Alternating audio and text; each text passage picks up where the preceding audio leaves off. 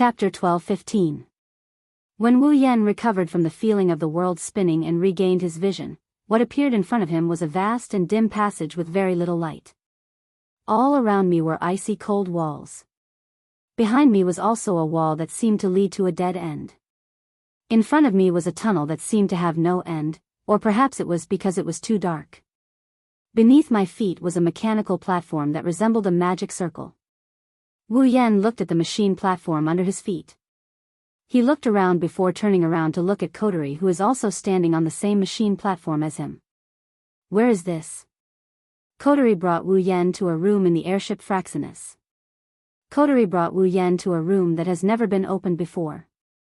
There was nothing in the room except for an empty space and an instrument similar to the platform under his feet. Due to the fact that Wu Yan had already turned Fraxinus into a noble phantasm, as a noble phantasm, Wu Yan should know everything about Fraxinus like the back of his hand.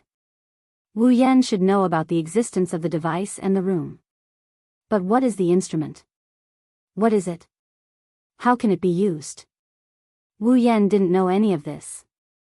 Fraxinus was Wu Yan's noble phantasm, but Wu Yan didn't know anything about the instrument that Wu Yan had turned into a noble phantasm. It was impossible. When Wu Yan turned Fraxinus into a noble phantasm, he already knew about the existence of that room and the device.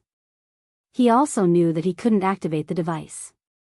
He also asked Kotori about the device and its function more than once. But every single time. Even Kotori gave him the excuse that it was useless even if he knew. She sent him away. Now, Wu Yan finally understood the purpose of the device and why he couldn't activate it. It was because of the instrument. It was a long-range fixed-point teleportation device.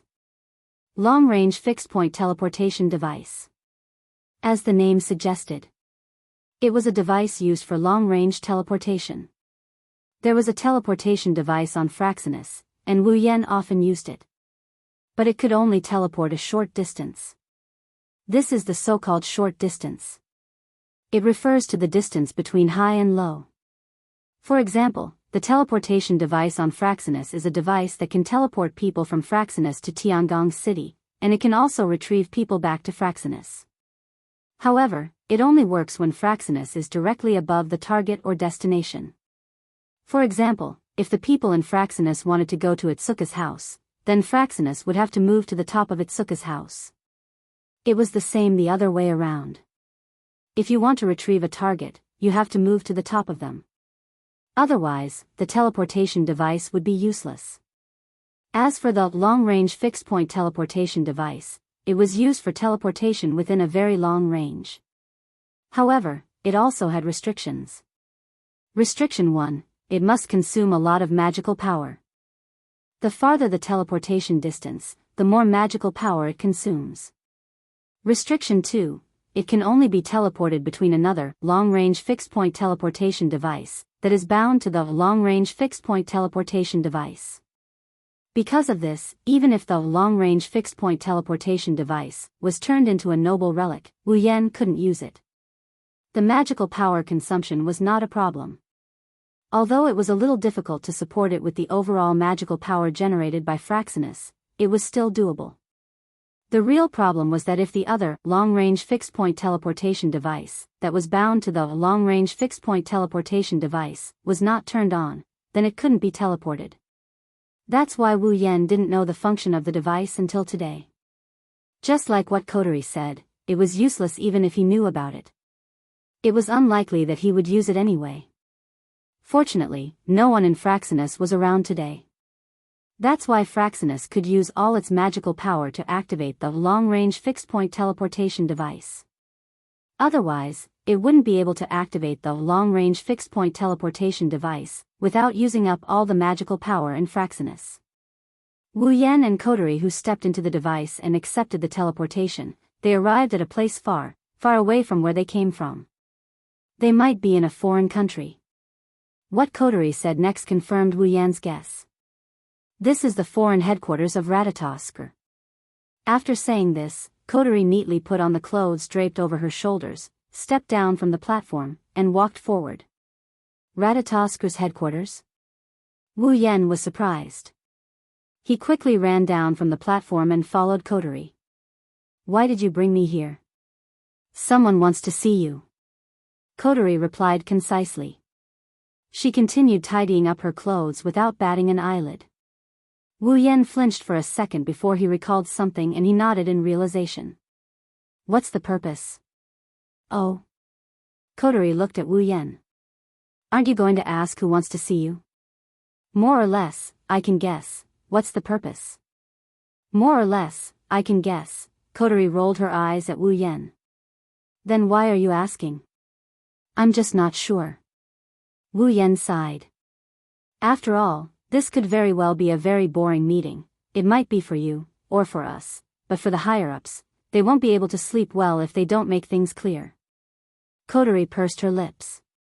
The so-called upper echelons are just a group of people who gradually become more and more afraid of death and have groundless fears as their power and status gradually increase.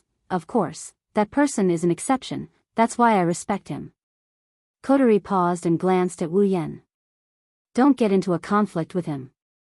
Wu Yan raised an eyebrow when he heard this. What if we get into a conflict? Kotori stopped as well. She looked at Wu Yan with her red eyes. She said with an expressionless face. Then don't even think about getting on my bed.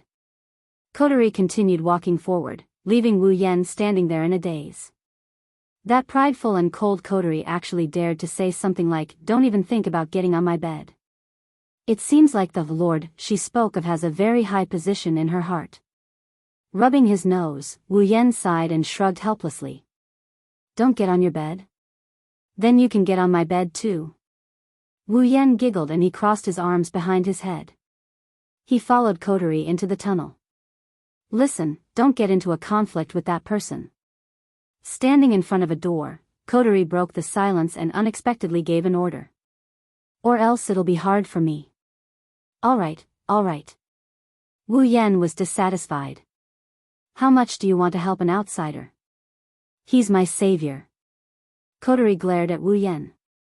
Do you want me to be a person who bites the hand that feeds me?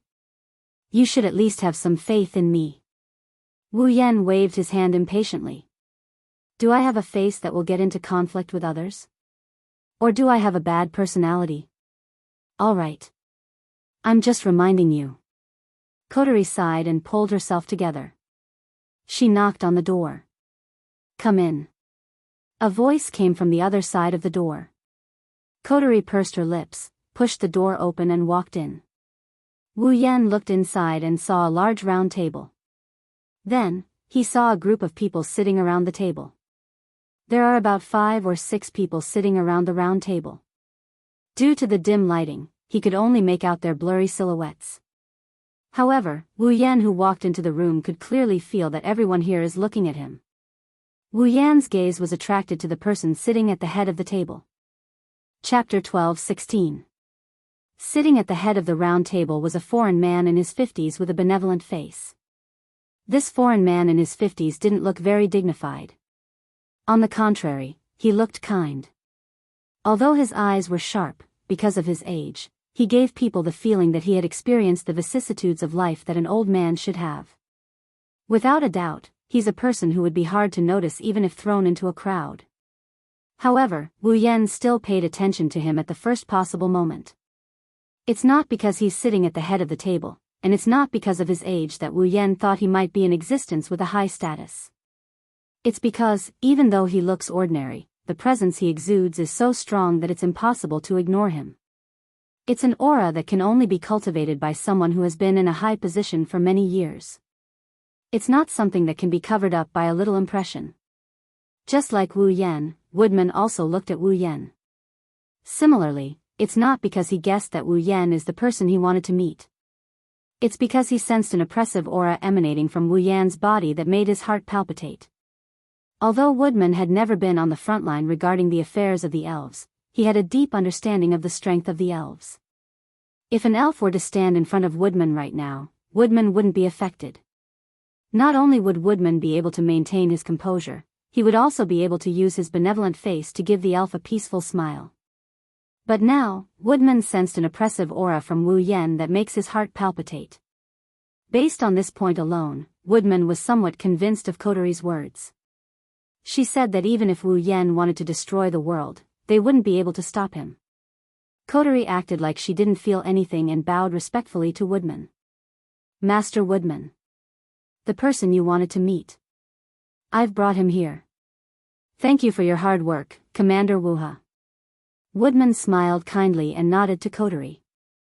I'm sorry for making you come all the way here, my side is. Coterie ignored everyone else and lowered her head to Woodman. Sending out a message in the middle of the night that will bring people here. Let the adults open the meeting room at the round table.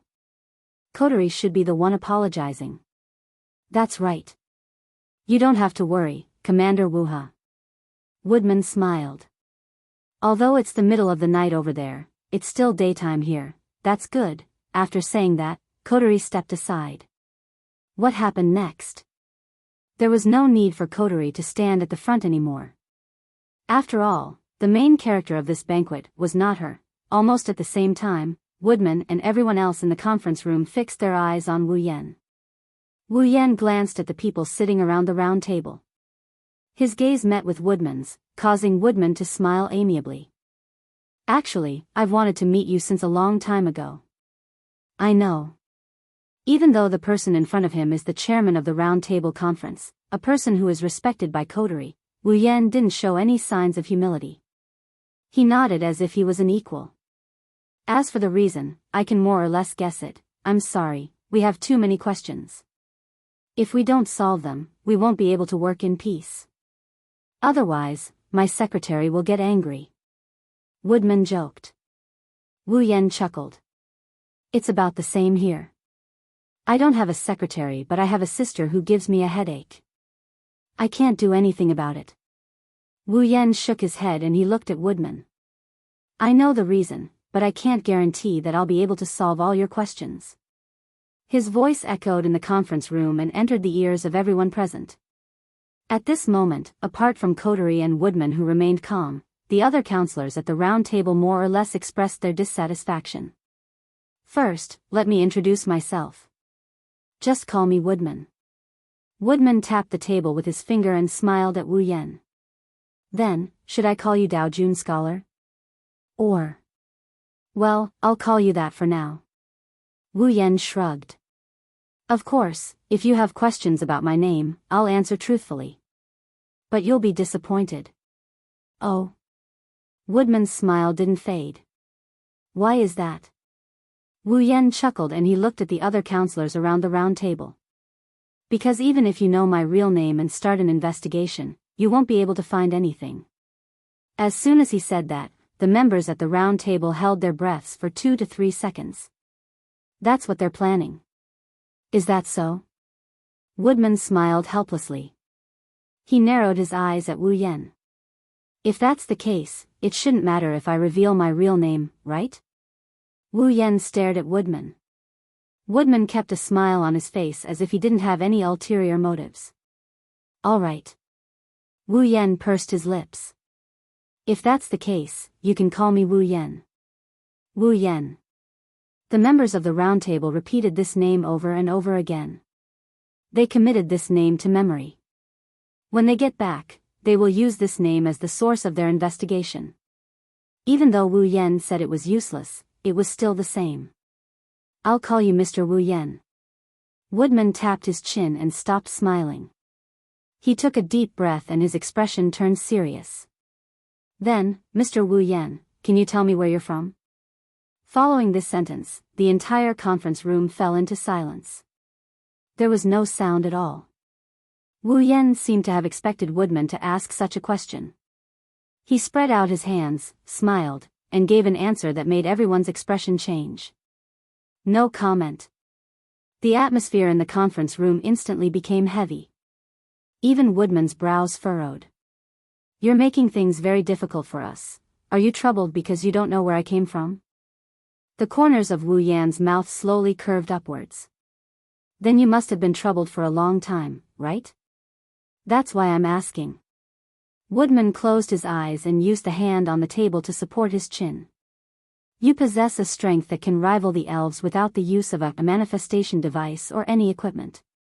You also possess a magical tool like the sealing ring, that even the manifestation device can't reproduce its function.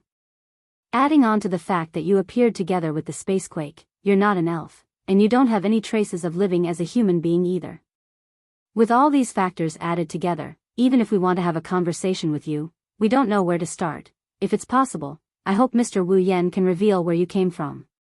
Let us know. Woodman's expression was very serious. This world can no longer withstand threats other than the elves. Is that so? Wu Yan nodded expressionlessly. I see. In your eyes, I'm a threat to the world. Is that what you mean? Yes, I can't say for sure that's not the case. Woodman said bluntly, but I'm more worried that other than the elves, there might be other non-human beings with such great power like you who might be disloyal to this world. You can rest assured about that. Wu Yan waved his hand and interrupted Woodman. I can tell you clearly that I am an exception. Your worries are unnecessary. As soon as he said that, the other counselors in the conference room could no longer sit still. We can't conclude that there's no threat in this world just because you said so. The person sitting on the lower left of Woodman couldn't help but speak in a deep voice. You have to reveal where you came from, your background, your identity. Why do you have the power of an elf? Why do you have such a magical item? Only then can we investigate I say, however, before he could finish his sentence, Wu Yan's wine-red eyes flashed with a sharp glint, stopping him in his tracks. Did you make a mistake somewhere? Chapter 12:17. Mistake? The cold word stunned all the members at the round table, including Woodman. Their faces were full of doubt. Wu Yan sighed when he saw the confused look on the members' faces. Then, he said in a light tone. Looks like you all have been in high positions for too long. You all think it's normal to question others. Wu Yan mocked the council members around the round table. Do you think it's necessary for me to explain myself to all of you? Coterie revealed a wry smile. Woodman was taken aback and went silent. Only the other members of the round table seemed to have been provoked, and their faces sank. What do you mean? The councilman who asked for Wu Yan's identity and background sounded a bit angry. Are you provoking all of us at the round table? Now that's interesting. Wu Yan couldn't help but laugh. His mocking expression turned into one of mockery. I'm not a subordinate of anyone at the round table. I'm not a member of any of your organizations. I've never received any benefits from you. I don't even have a salary. I only met you because of my sister's request. Other than that, I have nothing to do with you. And you lot, I'm afraid this isn't the first time you've investigated me without my permission. You've even spied on me and interfered with me. I haven't even pursued the matter with you lot and you're already questioning me. Wu Yan narrowed his wine-red eyes. His words struck a chord in everyone's hearts. Speak. Why should I explain myself to all of you? His words were extremely sharp. It was like a bucket of cold water had been poured over the heads of all the counselors who were still angry just a moment ago, causing a chill to run down their spines. Only now did they realize that the person in front of them was called Itsuka Shido. His real name was Wu Yan. He wasn't even a member of their organization. Then, what right did he have to explain everything to them who had nothing to do with him? Haven't you already joined Ratatoskr? Another councilman sitting on the left side of the round table spoke. Ratatoskr is an organization established by the round table. Since you're a member of Ratatoskr, you should be our subordinate. In that case, isn't it right that they are our subordinates? That's right. That's right. The council members at the round table remembered this and they got excited. However, Wu Yan retorted with a nonchalant statement. I joined Ratatoskr because I wanted to save the elves who were killed because of their existence. Wu Yan glanced at the members. However, I didn't receive any benefits from Ratatoskr. Instead, I helped you seal the elves. I did it for free. Is this how you treat someone who is helping you for free? This. The members at the round table were speechless. However, the member sitting on the left of the main seat retorted. But you also received a group of powerful elves because of this, didn't you? The member stared at Wu Yan and sneered. Speaking of which, you're the one who benefited the most, right? Hearing this, Coteries' eyes flashed with a sharp light. Even Woodman frowned. Wu Yan looked at the sneered member and turned to Woodman. Are you sure this person is with you? Woodman remained silent. The member was infuriated. He slammed the table and stood up. What do you mean by that? Are you denying my identity? That's right. Wu Yan looked at him with a cold glare. Isn't the main purpose of the round table to peacefully resolve the threat of spacequake and allow the elves to live happily ever after? What did you just say? Benefits? Wu Yan took a step forward. A suffocating pressure enveloped everyone's heart. Woodman's pupils shrunk. The members were horrified. In your eyes, the elves only bring benefits? Then why can't I question your identity? Only then did the councilman realize how stupid his words were. His face was filled with panic. Woodman could kick him out of the round table based on that sentence alone. He would never be able to interfere with the affairs of the elves. If he couldn't interfere with the affairs of the elves, he wouldn't be able to know the truth behind Spacequake and Spacequake.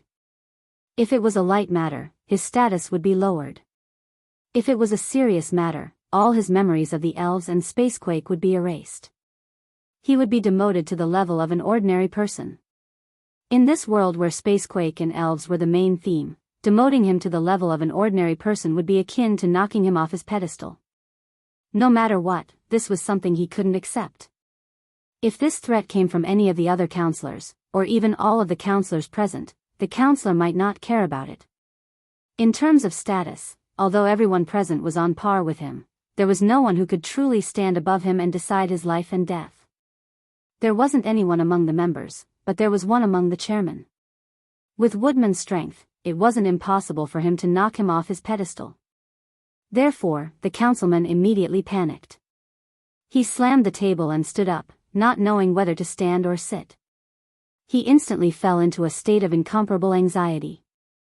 Seeing this scene, Woodman sighed softly. Sit down. Yes. Seeing that Woodman didn't seem to have any intention of pursuing the matter, the councilman breathed a sigh of relief. He didn't dare to say anything else and hurriedly complied respectfully before sitting down resentfully. Woodman looked at Wu Yan and he said apologetically, I'm sorry, Wu Yan. My apologies, Wu Yan, Kun. We were wrong in this matter. I can't move freely, so I can only apologize to you. I hope you can forgive me. Wu Yan's expression lightened up a bit. I don't mean to blame you. It's just that, even though I'm in the middle of a quest, the elves are very kind. They are sincere in interacting with me. I have never forced myself to interact with them for the sake of world peace. Even if I have a motive, I treat the elves with sincerity. At this point, Wu Yan looked around at everyone. Benefits and whatnot, I know there's no way to eradicate it from everyone's heart, but at the very least, don't do anything stupid because of benefits. Otherwise, when the time comes, not only will I not help you, but I might even become your most important enemy. Lin Fan said with a smile. Such blunt words caused all the members present to look at each other in silence. Coterie was still expressionless, but her red eyes were filled with gentleness. Even Woodman revealed a sincere smile. I am glad to hear that. You are the one who did the right thing. Woodman beamed at Wu Yan. Then, he sighed helplessly. But it seems like we won't be able to get any information from you. That's why I told Coterie that this meeting is going to be boring. Wu Yan shrugged. He didn't try to hide anything from her. But you can rest assured that as long as you stand on the side of the elves and act for the good of the elves, I will always be on your side. This is the only thing I can guarantee you. So it's like this. Woodman mumbled as if he was sleep-talking. An extremely warm smile slowly surfaced on his face. If that's the case, that's enough. Woodman's original seriousness faded away from his face, replaced by the amiable look he had at the beginning. Only now did Woodman look like a benevolent old man, looking at Wu Yan with a gentle gaze.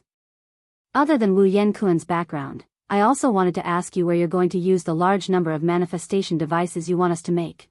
But now, I think Wu Yan-kun will use the display devices appropriately. Meeting Wu Yan's eyes, Woodman smiled. I'll leave the elves in your hands. Wu Yan laughed, Kotori laughed as well. Chapter 12:18. Phew. Soaking in the hot water, Wu Yan exhaled softly. He stared at the ceiling of the bathroom.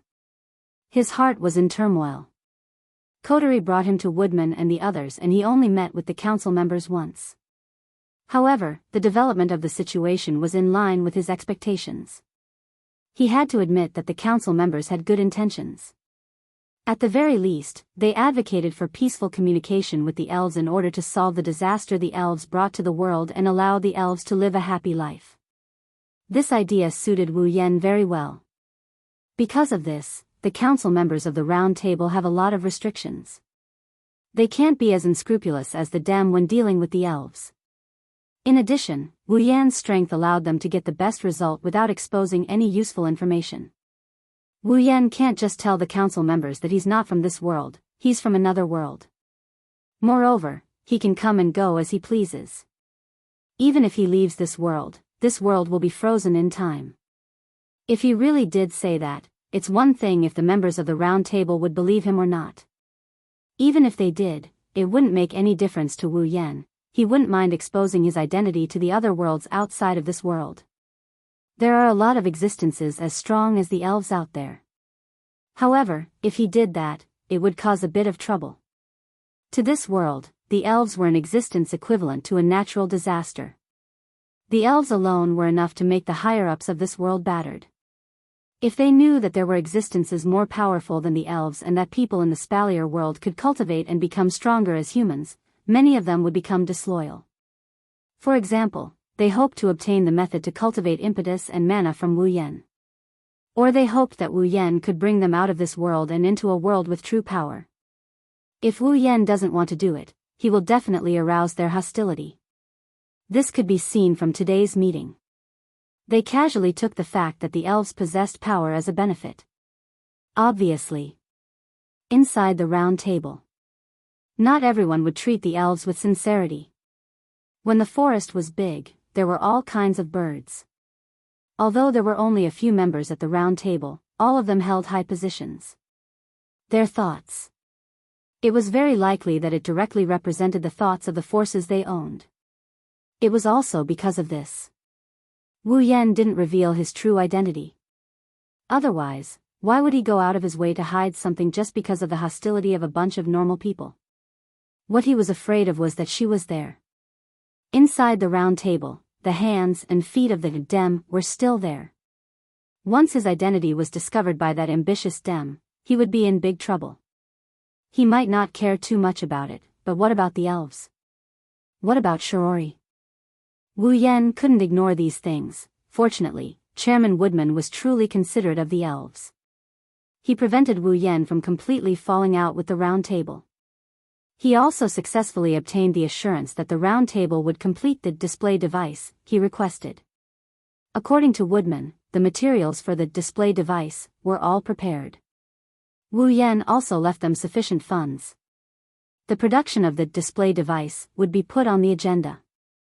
With Yasgate Electronics Company's manufacturing technology of the display device, and the assistance of the other display devices in the manufacturing process, I believe that this batch of display devices with a large number of different types should not be too far away from the day of their birth. Woodman also promised that once the display devices were completed, he would immediately send Wu Yan to collect them. As for how Wu Yan is going to take away such a large number of display devices, that's not something he needs to concern himself with. In the end, the Round Table only obtained a name and nothing else, yet they were still willing to produce display devices for Wu Yan. From this perspective, Wu Yan was quite blessed by the goddess of luck. Unfortunately, Wu Yan didn't feel too happy about this result. Logically speaking, he should be happy with this result. However, Wu Yan's mood was slightly complicated. He couldn't say that he was upset.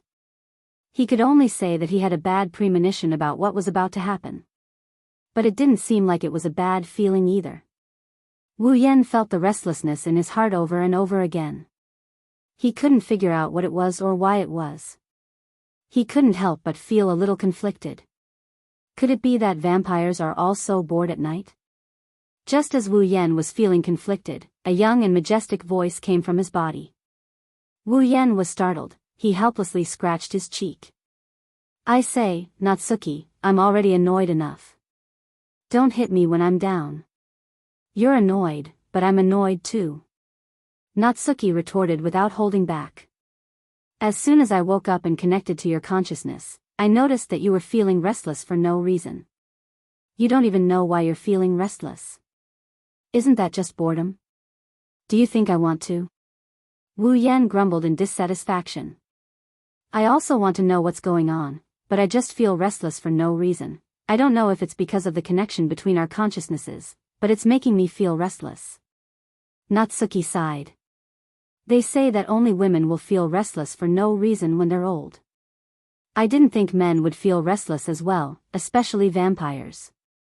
Menopause really doesn't have any racial restrictions, but there's a gender restriction.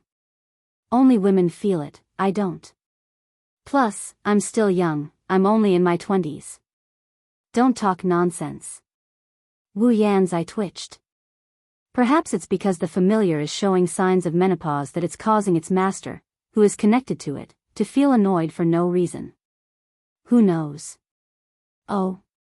Natsuki's voice stiffened slightly, and she lowered her voice.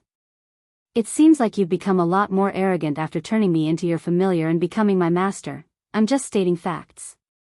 Wu Yan pursed his lips. You said that our consciousnesses are connected. Since that's the case, why don't you tell me why I'm feeling restless? Don't ask me about things you don't even know. Natsuki harumphed. Who knows if you're overreacting because you've been in contact with the people at the round table. I hope I'm overreacting. Wu Yan scratched his head in frustration. But I keep having this feeling. It's like I've forgotten something. Forgotten? Natsuki was astonished by his words. Don't you have perfect memory? How could you forget something like that? To be more precise, it's neglected. Wu Yan frowned. That's right. There's something, or someone that I've neglected. Neglected? Natsuki's interest was piqued. What did you overlook? I wouldn't be asking you if I knew. Wu Yan snapped. It's not a matter of memory, it's something I've neglected. Aren't we connected? Can't you help me look for it? How would I know what you've neglected? Natsuki grumbled. Let me bring up all the people, things you've experienced since you were a child. You can try to recall them and see if you've neglected anything. Wu Yan choked and sighed. In other words, there's no result? Well, who knows? Natsuki said nonchalantly. Maybe you just don't want to remember. I'd be an idiot if I relied on you. Wu Yan got annoyed when he heard that. Wu Yan's eyes darted around as he thought of something. He smirked and raised his hand. It transformed into a black ghostly hand with blood-red veins. Then, a bloody mist gushed out from his hand. A naked Natsuki appeared from the bloody mist. She sat on top of Wu Yan with a shocked look on her face. You. Before Natsuki could react, Wu Yan covered her mouth with his. Natsuki's eyes widened in disbelief. You. Wu Yan's hand started roaming all over Natsuki's body as she whimpered. Chapter 12:19. This is Tiangong City's Elven Army, AST's base. Unlike the buildings and residences of normal people, AST's base only gave off one feeling: it was cold. This was because, other than some indoor rooms, the walls of the corridors, passageways, halls, and other places were all made of cold steel. Rather than calling it a garrison, it would be better to call it a fully armed base. Inside the camp, in the corridors and passageways, AST members dressed in revealing streamlined outfits were chatting with each other. If one ignored their tight-fitting streamlined outfits and the desolate environment around them, these AST members would be no different from ordinary teenage girls. Among these girls, Tabichi Origami, who is also wearing a streamlined uniform, is also here. Unlike the other AST members who are chatting and laughing, Kitsune Origami silently walked past her colleagues and entered a changing room. She changed her clothes while organizing her CR unit. Today is the first day of the Tianyang festival. As a student of Lai Chan High School, even if Kitsune Origami doesn't want to play to her heart's content, she should still help her classmates work at the booths.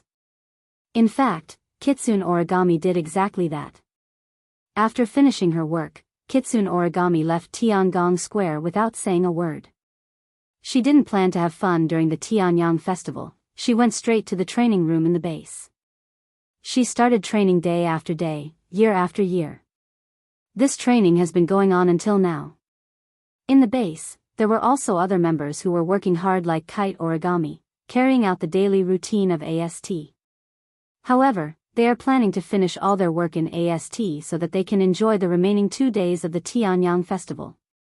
After all, the Tianyang festival will be held for 3 days. They have to finish all their work on the first day and then enjoy it for 2 more days. This was a very normal thing. Unfortunately, Kitsune Origami isn't like that. Although Kite 1 Origami had finished his work, he would still come to the encampment for training after finishing his work in the upcoming Tianyang ritual. At least, that's what she plans to do. Kitsune Origami changed out of her streamlined uniform. Wearing a set of military-like work clothes, Tokichi Origami raised her head and looked at the CR unit, stored in the special wardrobe. Then, she stopped moving. Kitsune Origami stared at the CR unit in front of her with complicated feelings. For Kitsune Origami, who wants to kill the elves and find the enemy who killed her parents, this CR unit is the only thing she can rely on. It's the only thing she can rely on to achieve her revenge. Without the CR unit, Kitsune Origami is just a girl who is slightly stronger than other girls of the same age. However, even if she has this CR unit, what can she do? Kitsune Origami knows that AST's CR unit is only average. It's far from the best CR unit, let alone the most advanced CR unit. It can't compare to them. It was impossible to defeat the elves by relying on such a CR unit. In other words, even if she can find her enemy, Kitsune Origami doesn't have the power to seek revenge. But what can she do? Kitsune Origami won't be able to use a good CR unit even if she has one, let alone if she doesn't have one. Therefore, even if the CR unit in front of her is only a mainland CR unit, Kitsune Origami can only rely on it. That's why Kitsune Origami needs to train to make up for the CR unit's lack of performance. Apart from this, Tokichi Origami really couldn't think of any other way to successfully take revenge. Kitsune Origami clenched her fists and lowered her head when she remembered how powerful the elves in the same class were and how they couldn't even survive a single hit from the fire elves. When can I get my revenge? Just as Yuichi Origami was about to immerse herself in the flames of revenge, a series of footsteps sounded from outside the door, waking Yuichi Origami up. She turned around and saw a few of her colleagues, who were chatting and laughing, walking in at the same time and starting to change their clothes. Yuichi Origami shook her head and got rid of the distracting thoughts in her mind. She closed her closet. Just as she was about to walk out of the locker room, the conversation of several colleagues caught her attention. Hey, did you hear? A girl said in a mysterious tone. I heard a big shot is coming to our base. Big shot? Yuichi Origami stopped in her tracks and frowned slightly. Big shot? The other girl's interest was piqued as well. What big shot? I'm not sure. I'm not too sure either. I only know that it's someone from the DM side. Wow. That's a big shot. Hearing the conversation between the girls, Tokichi Origami's frown deepened. Of course, Kite Origami had heard of the name DEM. Since Yasgate Electronics isn't a public company, their connections with other countries are very subtle and secretive. Therefore, in the eyes of those who know about the display device, but don't have a deep understanding of it, DEM is the only organization in the world that can produce the display device. Since it was the only organization in the world that could produce display devices, how could Tokichi Origami not recognize it? However, wasn't DEM's branch in Tiangong City destroyed by an unknown fire some time ago? Then, could it be that DEM's people came to AST's base to ask AST's people to assist in the investigation? For some reason, Kitsune Origami's heart started to beat faster. The reason for the commotion was none other than the word fire. With DEM's achievements in the field of display devices, how could a branch company be completely destroyed by a mere fire? The answer was, of course, impossible. A fire that can destroy DEM's branch is definitely not an ordinary fire. At the thought of this, a black-clothed, black-haired, red-eyed figure surrounded by flames, and a red-haired, red-eyed girl in feathered clothes who also controlled fire flashed across Tokichi Origami's mind at the same time. If a normal fire can't do it, then what about the fire controlled by the elves? With such a thought rising in his heart, Yuichi Origami's heart suddenly tightened into a ball. Could it be that they were the ones who destroyed DEM's branch company? As soon as such a thought appeared, it grew like a vine. Not only did it take root in Kitsune Origami's heart, but it also grew rapidly and was out of control. However, while Toichi Origami was having such a thought, the captain of AST, Daybreak Prairie Fire, rushed into the locker room and shouted at all the AST members. "Everyone! Get ready now! Gather at the entrance of the base." Upon hearing this, all of the AST members, including Tokichi Origami, were stunned. At this time, it was almost midnight. Why were they still gathering? Kitsune Origami didn't plan to waste any time and directly announced. "The big shots from DEM are about to arrive at the base. There are orders from above. All members of AST must line up at the door. Welcome the big shot from DEM." Hearing this, all the girls present immediately cried out in surprise. No way. They're welcoming him at this time? All of them? Who is this big shot? Why is he so arrogant? Stop talking nonsense. Looking at the group of AST girls who kept their clothes half undone while whispering to each other, they did not take the time to change their clothes at all. A surge of anger erupted from his heart. Don't waste my breath. Hurry up and get ready. His lion-like roar startled everyone present. They hurriedly responded loudly and started to change their clothes. Chapter 12:20. Heavenly Palace City, the entrance of the AST garrison base. Under the dark curtain of the night, the AST members who were wearing military-like uniforms lined up neatly on the vast open space. Their postures were upright, their heads held high and their chests puffed out like a well-trained ceremonial team.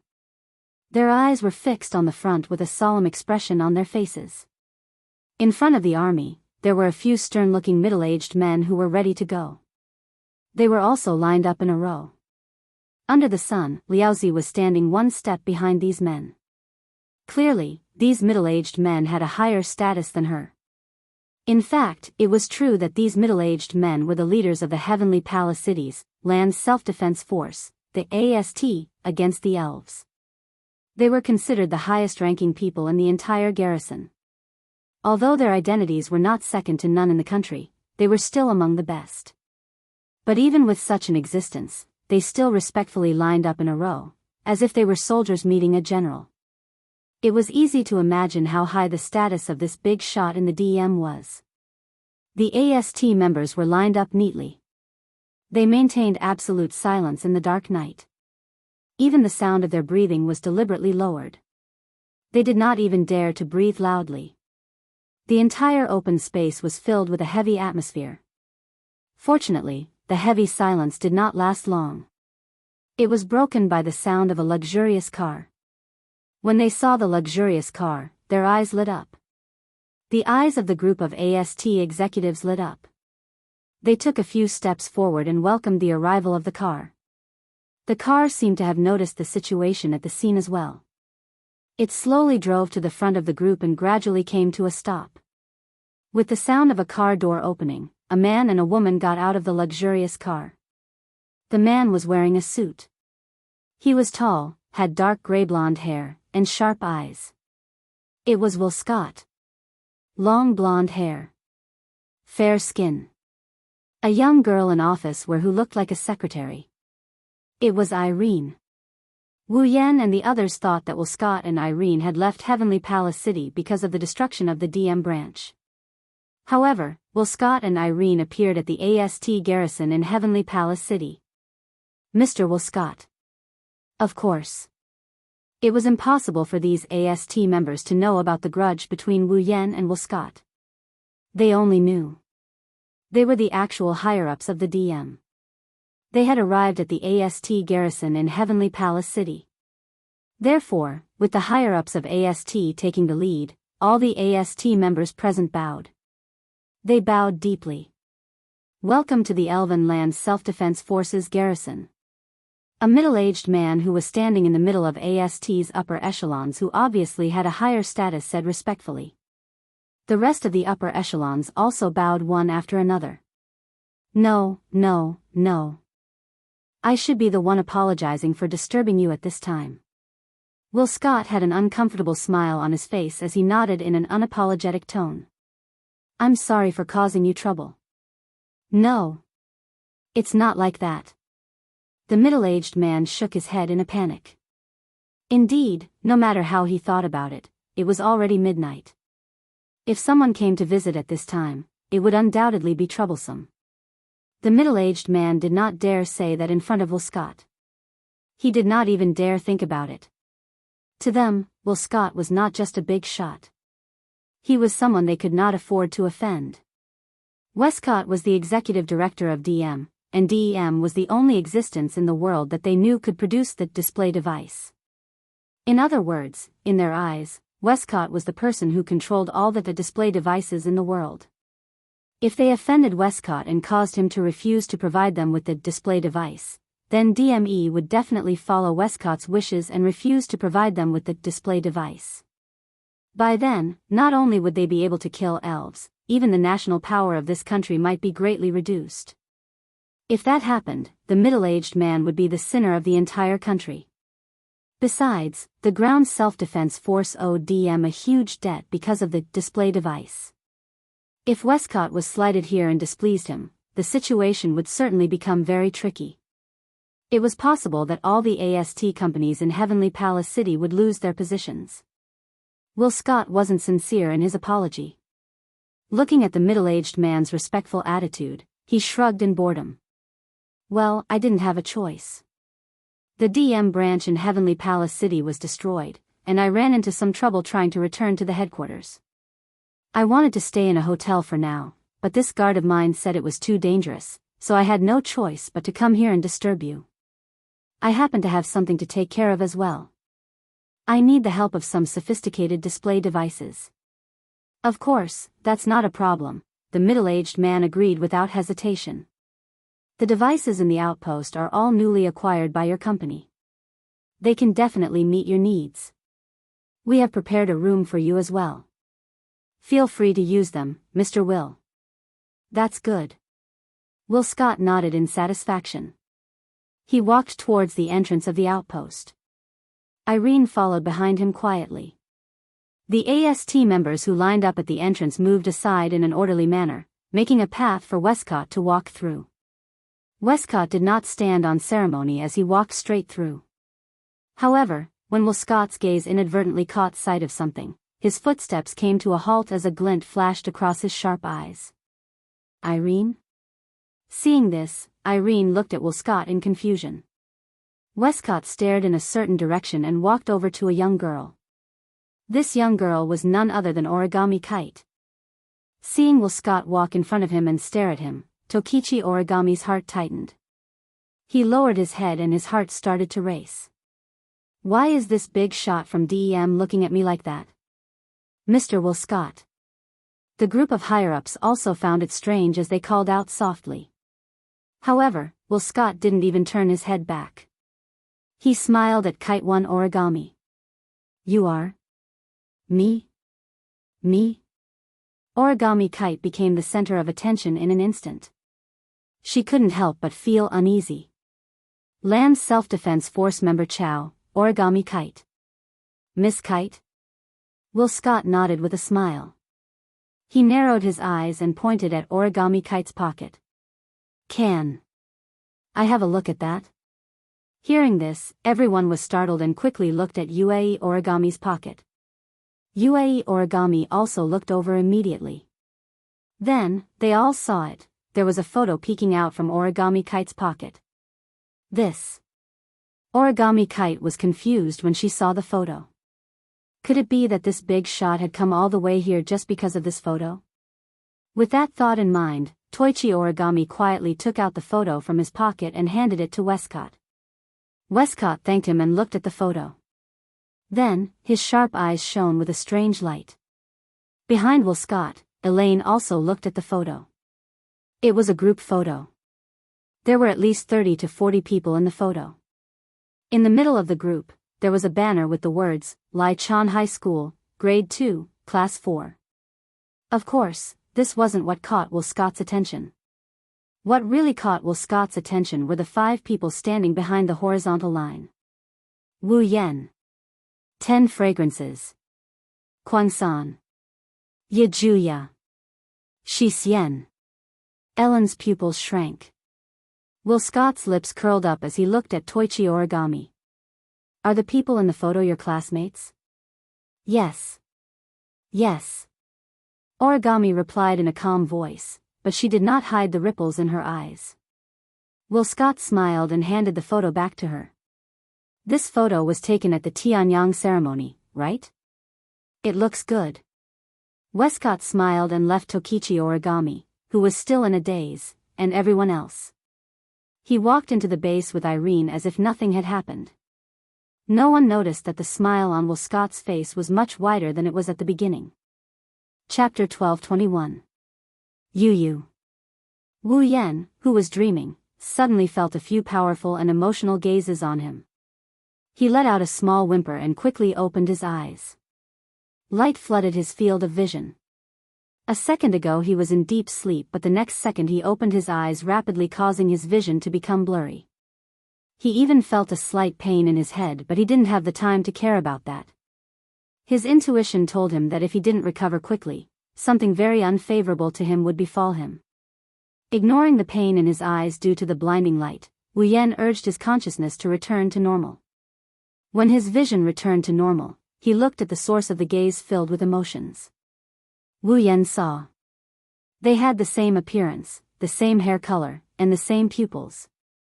However, one of them was slender and the other was voluptuous. They were standing by his bed. However, their familiar eyes were staring at Wu Yan. They seemed to be dissatisfied and angry. It was clear that the gaze filled with emotions Wu Yan felt came from those eyes. I woke up. I woke up. Why was it that Yi Juya and Shi Xian were behaving so differently from before when he woke up? He saw the anger in their eyes and heard their angry words. Wu Yan, who had just woken up, was confused for a moment. If it was any other morning, Yi Jia and Shi Xian would have used the method they learned from the educational video to wake him up. Then, he would take advantage of them. Why are they acting so strangely today? Doubts arose in his mind. Wu Yan sneaked a peek at the Yamato sisters who are still fuming with rage. His mind spun rapidly. Could it be that he had done something that would incur the wrath of both men and gods? Wu Yan scratched his head. When he was about to ask something, he noticed something strange. In his arms. There seemed to be something soft lying there. Feeling the softness, Wu Yan blinked his eyes. He glanced at the displeased expressions of the Baku sisters and rubbed the soft thing in his arms. He suddenly recalled something. His face stiffened and he slowly lowered his head to look at the thing in his arms. The first thing that entered Wu Yan's eyes was a head of long straight black hair. Then, the owner of the long straight hair appeared in front of Wu Yan's eyes. It was Na Yu. His eyes widened slightly. Wu Yan looked at Na Yu lying in his arms. She was sleeping peacefully like a baby. He finally understood why the Bawa sisters were acting like this. Last night, Wu Yan pranked Na Yu in the bathroom and took advantage of her. He brought her back to the room to sleep. Na Yu seemed to be afraid that others would notice that she was being taken advantage of. Therefore, during the process of the ripples, she resisted and finally collapsed to the ground and fell into a deep sleep. Therefore. In summary, last night, Wu Yan hugged Na Yu, who was so tired that she fell asleep on the bed and fell asleep instantly. If Wu Yan's memory serves him right, the two people who slept in the same room as him were Yagia and Yushin, right? In the end, he slept with Nayu. Where did the Bao's sisters sleep last night? It means that they slept on the sofa. Shi Xian said expressionlessly as if she saw through Wu Yan's thoughts. Because it was already very late, Shiji and the others went back to their rooms to sleep. Therefore, Shi Xian and Yi Juya went to the living room to sleep on the sofa. Sleep on the sofa. Wu Yan couldn't stay calm. Just because he slept with another girl, he caused the other two delicate girls to sleep on the sofa. What a heinous crime. Even though we have Yushin with us, we sisters still have to sleep on the sofa. Yakuya crossed her arms in front of her chest. She looked down at Wu Yan with fury in her eyes. Even if you are our master, this is something that cannot be forgiven. That. Looking at the Bao's sisters' angry faces, Wu Yan couldn't find any excuses. He could only smile awkwardly and cut off the magical energy he was supplying to Nayu. The sleeping Nayu turned into light spots and disappeared into the air. She returned to Wu Yan's body. Wu Yan sat up on the bed and pretended to cough. He looked at the sisters with a serious expression and said in a serious tone. Actually, there are many complicated reasons behind this. That's right, there are many complicated reasons. Because it's too complicated, I won't explain. Conclusion. Shi Xian narrowed her eyes and glanced at Wu Yan. In other words, Master has nothing to say, right? Yes. Yes, it's all my fault. Wu Yan surrendered without hesitation. Very good. Yi Jia nodded in satisfaction. He raised his chin in a domineering manner. Seeing that you are our master and that you are sincere in your repentance, we can consider reducing your punishment. There are still crimes. Wu Yan's face turned bitter. Punishing the master is not something a slave should do. They are just ordinary slaves. Yi Juya said arrogantly to Wu Yan. We are the children of the hurricane, Baowu. Even if we are slaves, we are different from ordinary slaves. Agreed. Shi Xian nodded. Master, you must pay the price for the cold wind that Shi Xian and Yi Jia suffered last night. So, wake up to reality. After that, Yi Jia and Shi Xian took out something that Wu Yan couldn't ignore. A whip. And a candle. Gulp. Wu Yan gulped and shifted his butt uncomfortably on the bed. You. Why are you holding these things? I learned it from those special training videos. Yi Juya had no idea what the item in his hand could do. He waved the whip proudly and whipped it on the floor. It says something like, I must give love guidance to the person I love. This is something I learned yesterday. Supplement. Shi Xian lit the candle in her hand. So, Yi Juya and Shi Xian ordered these items from the internet without telling Shirori. I didn't expect to use them today. Wu Yan shook his head like a rattle drum. No. You can't use them. Sinner. You have no choice. Yi Juya and Shi Xian held the items that Wu Yan thought were extremely dangerous. They smiled maliciously and approached Wu Yan step by step. Let's talk this over. Wu Yan shouted. I believe that people can understand each other. It's useless to say anything. Carrying an unknown aura, the Baku's sisters also yelled out the same thing. While Wu Yan looked at them in horror, they wanted to pounce on him. Suddenly, Wu Yan's phone rang. Someone is calling me. Wu Yan grabbed his phone and ran out of his room as if he had seen his savior. The Bao's sisters were stomping their feet angrily. He ran to the corridor outside his room, his forehead full of sweat. So dangerous. Wiping the cold sweat off his forehead, Wu Yan looked at the caller ID and answered the call. He immediately thanked the person who called him. Meijio, you really are my savior, huh? Meijio made a sound of surprise on the other side of the phone. She pursed her lips in confusion. I don't know what's going on, but it's great to be able to help. Yes. It's a big help. Wu Yan nodded. So, what do you want from me? Yes. Oh, right. Meijio's voice became cheerful. Dear, do you have any plans for the Tianyang festival? Yes. Plans? Wu Yan scratched his cheek. I have to check the booths of Lichon High School before the festival. Other than that, there's nothing else. That's great. Meijio couldn't wait to ask. Then, after work, can you go on a date with me? Yes. Chapter 12:22. Heavenly Palace City, Heavenly Palace Square. When Wu Yan arrived at the venue of the Tianyang ritual, Tiangong Square, the place was already packed with people. Compared to yesterday, the number of people in Heavenly Palace Square has increased significantly. But that's to be expected. The Tianyang ceremony would last for 3 days, but in the eyes of outsiders, it would only last for 2 days. This was because the third day of the Tianyang festival was known as the Late Night Festival. Only the students of the 10 high schools could participate in this festival. If they're not from the 10 high schools, then after today, they won't be able to participate in tomorrow's Heavenly Palace Festival. After all, while others were enjoying the Tianyang ceremony, the students of the 10 high schools were in charge of various booths and activities. Rather than saying that they were playing, it was better to say that they were providing entertainment services for others. Even if they could play, they would only do so when they switched shifts with others. If that was the case, it would be unfair to the students. Therefore, the third day of the Heavenly Palace Festival is the day for the 10 high schools to play.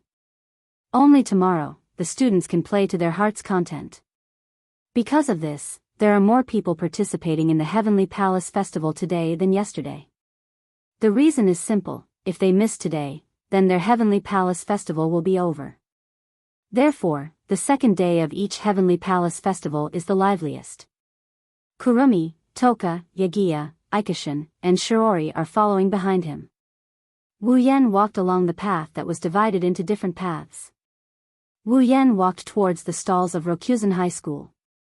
While walking, he's greeted by the laughter of the students around him. Yo! Wuha! You're a bit late. I don't have as much energy as you guys, I can only take it slow. Executive committee member, you're really working hard, don't cause me trouble if you know. What are you complaining about? You're just recharging. Shut up. Aren't you the ones who made me a member of the executive committee? Who told you to take a bunch of beautiful and cute girls everywhere? I'm so envious. Then hurry up and find someone to marry while you're still young. Ha ha ha. The students of Zen High School greeted Wu Yan as he walked in front of them. As they joked around, Yi Ju Shi and Shi Xian exchanged a glance and couldn't help but sigh.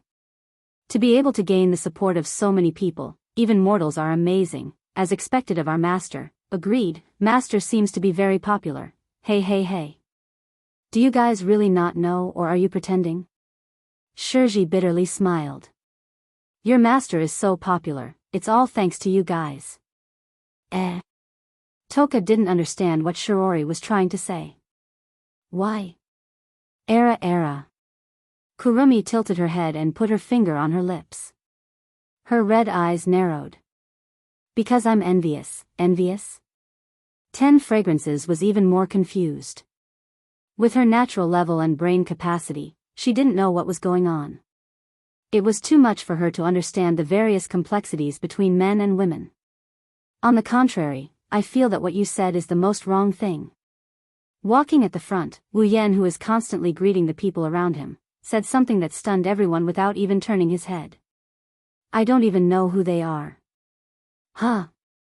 The elven girls and Shiji were all stunned. Shiji even asked in surprise. You don't know who they are? Why are you greeting them so happily if you don't know who they are? They're greeting me, I can't just ignore them, right? Wu Yan glanced at Shiji. Don't all high school students like this? Acting like you're familiar with them or pretending to be familiar with them. The girls were speechless when they heard this. Not long after, amidst the laughter of the surrounding Lichon High School students. Soon, the maid cafe appeared in front of them. Wu Yan stopped and looked at the girls. Alright, I'll stop here. You guys have to do your best, huh? Toka was the first to voice her dissatisfaction. Shido, aren't you going to entertain the guests? That's the maid cafe. Wu Yan knocked Toka's head, not sure if he should laugh or cry. If you ask me to entertain the guests, I'm afraid I'll scare them away. This is the best time for the executive committee members. After the opening ceremony, we basically have nothing to do. We can go and play as we please. Shiori sighed and complained. I wanted you to take Kotori and Shirono out for a bit. Yoshino went out with Lady Murasame Rain and I don't know where Kotori went. She doesn't have to go to class before and after the Tianyang festival. With Kotori's personality, it's impossible for her to miss such an event. No. Wu Yan muttered. Kotori's personality is in commander mode. Why would he participate in this kind of childlike ceremony? He's a commander after all. What did you say? Nothing. Wu Yan waved his hand and opened his mouth. Before he could say anything, a voice that seemed to cover his voice was heard. Dear love, the incomparably sweet voice reverberated throughout the entire stall belonging to Lai Chan High School as if no one else was around.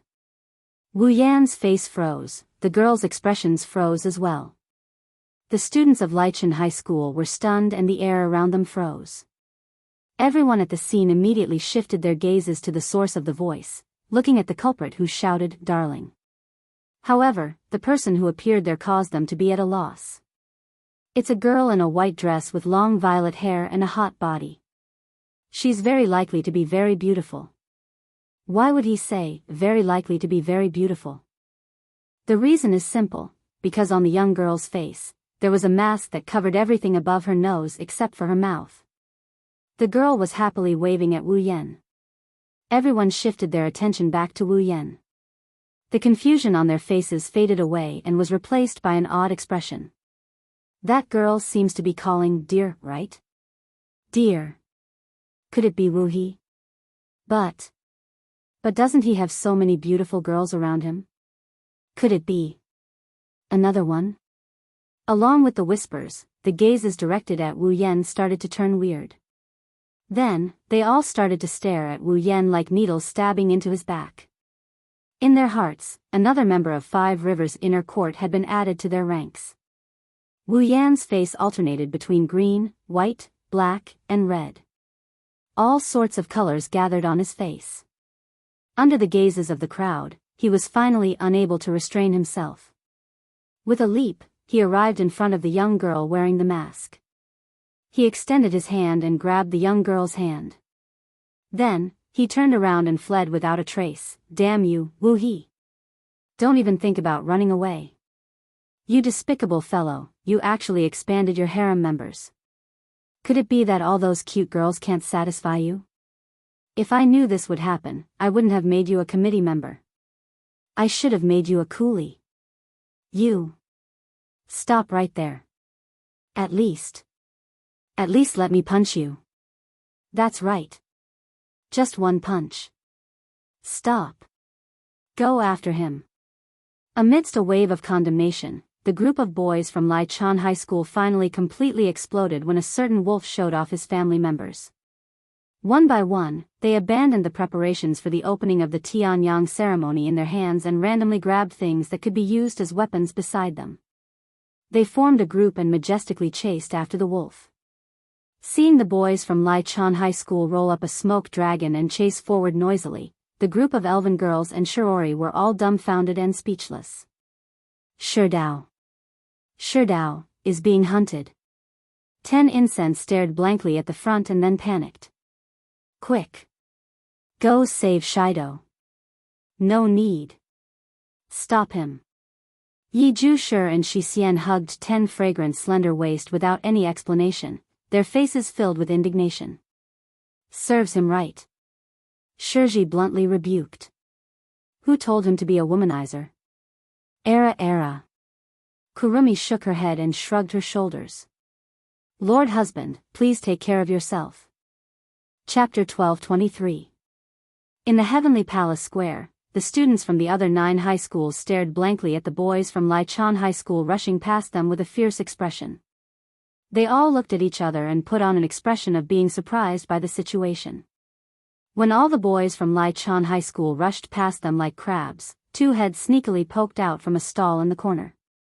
When they confirmed that there were no boys from Lai Chan High School, they sighed in relief. They looked at each other and smiled bitterly. Meijio. Wu Yan sighed. Although I know you don't care, I still want to ask, why do you call me by my nickname in front of so many people? Mama. Meijio didn't seem to care. She was still smiling. Since it's a nickname, of course I have to say it all the time. Then can you change your nickname to another one? Of course not. Meijio puffed up her cheeks. Darling is darling, you can't change it to anyone else. It's just a change of name, not a change of name. That won't do either. Fine. Wu Yan sighed again. He rubbed his aching eyebrows and looked at the mask on Meijio's face. But why are you wearing a mask? Hee, what do you think? Meijio pointed a finger at the mask and made a cute pose. Isn't it cute? Cute. It is cute. Meijio looked very photogenic. She looked very cute. Wu Yan scratched his cheek. Is it because she's cute? That's part of the reason. It's because the mask is cute and it's the Tianyang ceremony now, the stall is selling masks. It's not strange to wear a mask at this time, there are all kinds of reasons. Meijio looked troubled. However, the main reason is that if I don't wear a mask, I'll definitely be recognized and buried by a large number of fans, Meijio said. Only then did Wu Yan remember that the masked girl in front of him was a popular idol singer. She had already caused so much trouble when she was wearing a mask. If she were to go on a date with her real face exposed, Wu Yan's forehead immediately dripped with cold sweat. Well, it doesn't matter even if I'm exposed. Meijio smiled again and tilted her head at Wu Yan. Just. In that case, my rare date with my dear will be interrupted by other people. I don't want that. After saying that, Meijio seemed to have thought of something and clapped her hands. Oh, right. Why don't my dear wear a mask too? I'll go and see if there's a match for this mask. No need. Wu Yan quickly pulled Meijio back as she was about to charge out. Although it can save you a lot of trouble, I'm not a famous person. Just be careful and don't expose yourself. If you do, the trouble will be small, but a scandal will be the worst thing. Well, okay. Meijio pursed her lips regretfully. It seemed that she was really disappointed that she couldn't wear a matching mask with Wu Yan. But soon, Meijio cheered up and happily hugged Wu Yan's arm, tightly clinging to him. In that case, let's hurry up and enjoy the Tianyang ceremony. Wu Yan couldn't help but chuckle when he saw how happy Meijio is beaming. At the same time, he started snickering at her. Remember the first time we met? At that time, you attacked me as soon as you saw me. You hated men to the extreme. Recalling the scene of the first time he met Meijio, Wu Yan shrugged.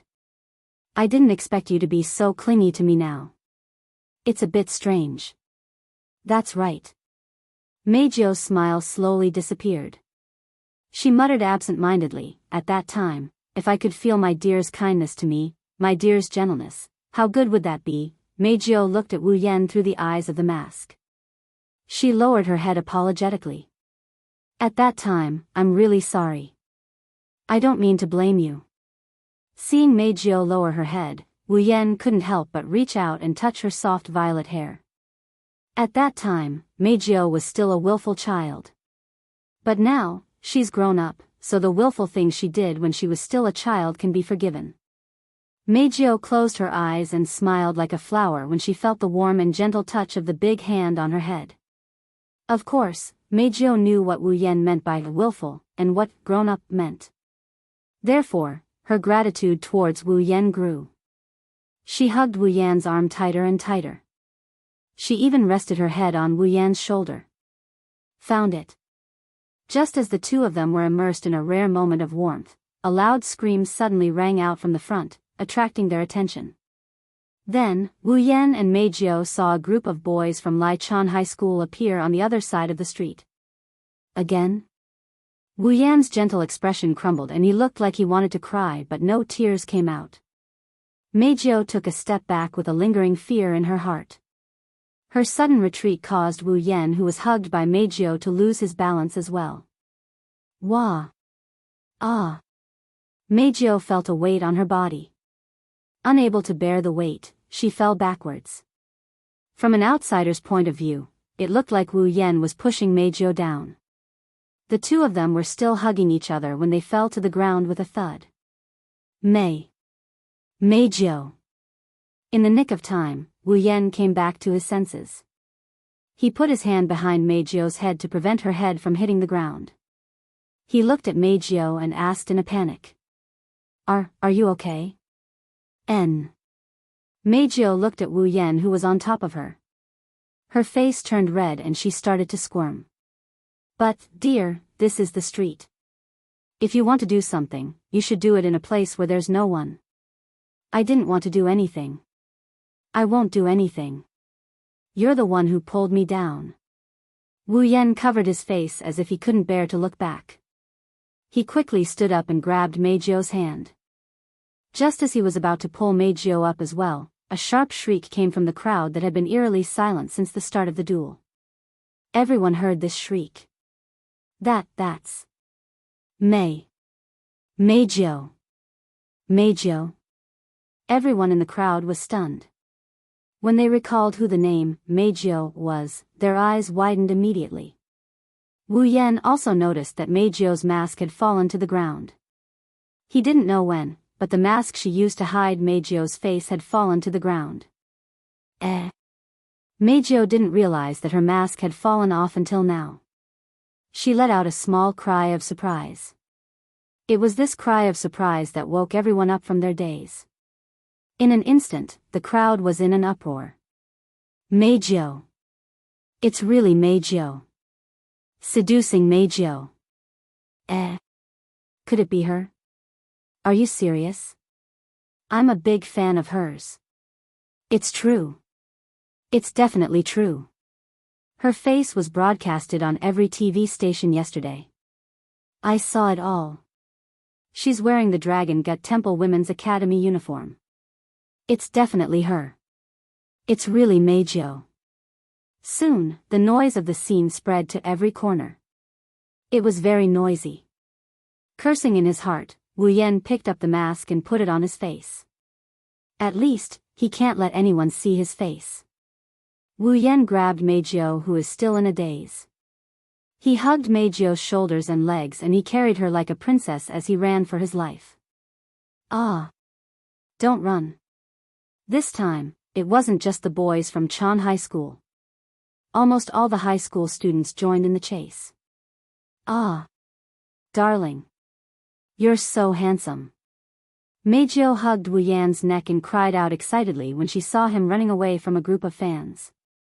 His sorrowful cries resounded throughout the square of the Heavenly Palace. Don't call me darling in front of so many people. Chapter 12:24. This is too scary. Wu Yan watched the news of him hugging Meijio while being chased by a group of crazy fans during the Tianyang festival. The remote in his hand fell to the floor. He muttered as if he lost his soul. This world is truly too terrifying, oh. On the other hand, Yi Juya and Shi Xian, who were watching the news on TV, couldn't help but gasp in surprise. Master is on TV? Is he famous? You are truly worthy of being my master. Of course, it would be perfect if he wasn't wearing a mask. Fortunately, he was wearing a mask, otherwise, our house would be flooded with people. Wu Yan was about to go crazy. It is fortunate that we didn't expose our true identity. I wonder if Meijio will encounter any problems. I'm worried. Shi Xian is worried too. Shi Xian looked at Wu Yan with a worried expression. Master, Shi Xian wants to give Meijio a call. You want to call Meijio? Wu Yan paused. He looked at Shi Xian with surprise. Are you that close to Meijio? That's not it. Before Shi Xian could say anything, Yeju Shi retorted with a dissatisfied expression. That woman gave us the phone number. It's not just Shi Xian. Me, Toka, Kuzo, Shiori and even me. She said we can call her when we have time and ask her out for a cup of tea. Wu Yan's mouth twitched. It seems like Meijio wants to eat both men and women. That's good. Wu Yan shook his head with a bitter smile. He said to Shi-Xian, call Meijio and ask about her situation. Yes, I understand. Shi-Xian didn't say anything else. She walked out of the hall and went to the corridor to call Meijio. Shi-Xian walked out of the hall. Wu Yan looked at the TV again. Looking at the countless replays of this incident, his heart was filled with grief and indignation. I hate these reporters the most. All they do is dig up other people's secrets. Don't they know that other people have their difficulties too? Really? Compared to Wu Yan's grief and indignation, Fang Qiu's expression changed. Yi Jia's face was filled with interest. I think so. I should also go on TV. Let those mortals have a good look at the divine might of our 8 hurricane dances. That's why I said you can't afford to offend a Chinibu girl. Wu Yan shrugged helplessly and placed his hands on Yi Jia's delicate face. She began to caress him unconsciously. I hope this rumor won't be exaggerated and turn into a scandal that will embarrass Meijio. Yi Jia's face turned red under Wu Yan's caress. Perhaps she felt itchy. She let out a small moan, waking Wu Yan up from his daze. Feeling Yi Jia's smooth skin, looking at her crimson and seductive appearance, Wu Yan's heart began to stir. For tomorrow's Tianyang ritual, Shiori worked a little late with her classmates. Just now, she called back to tell him that she wouldn't be coming back tonight. Toka and Kurumi were also dragged away by Shiori to do manual labor.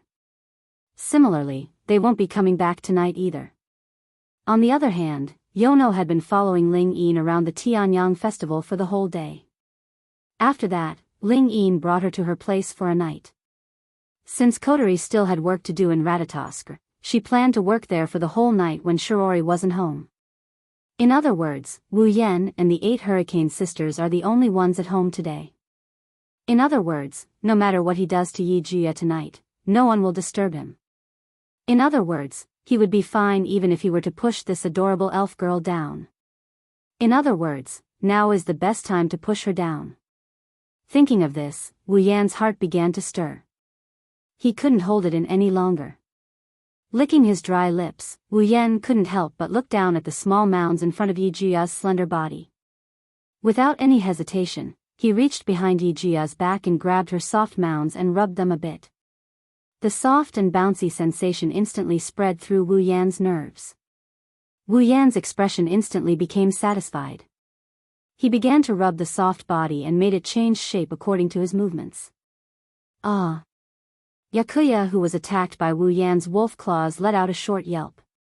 She lowered her head and looked at her chest. She saw how her private parts were being molded by Wu Yan's wolf claws. Her white face turned red in a matter of seconds. Even her ears turned red. Pervert. Pervert master. With a red face, Yi Jia muttered in a low voice. He lowered his head and buried his face in his bangs. He didn't say anything else. Only his red ears showed his inner emotions. One could even faintly hear Yi Jia's panting. Seeing this, Wu Yan couldn't help but use more strength. Ugh! Yi Jia felt like she was electrocuted. She couldn't control her panting anymore. This made Wu Yan even more unable to control himself. He reached his head over and sucked on Yi Jia's earlobe. Ah! Yi Jia's body trembled. Her body went limp as if all her strength was sucked out of her. Her face became blurry as she allowed Wu Yan to do whatever he wanted to her body.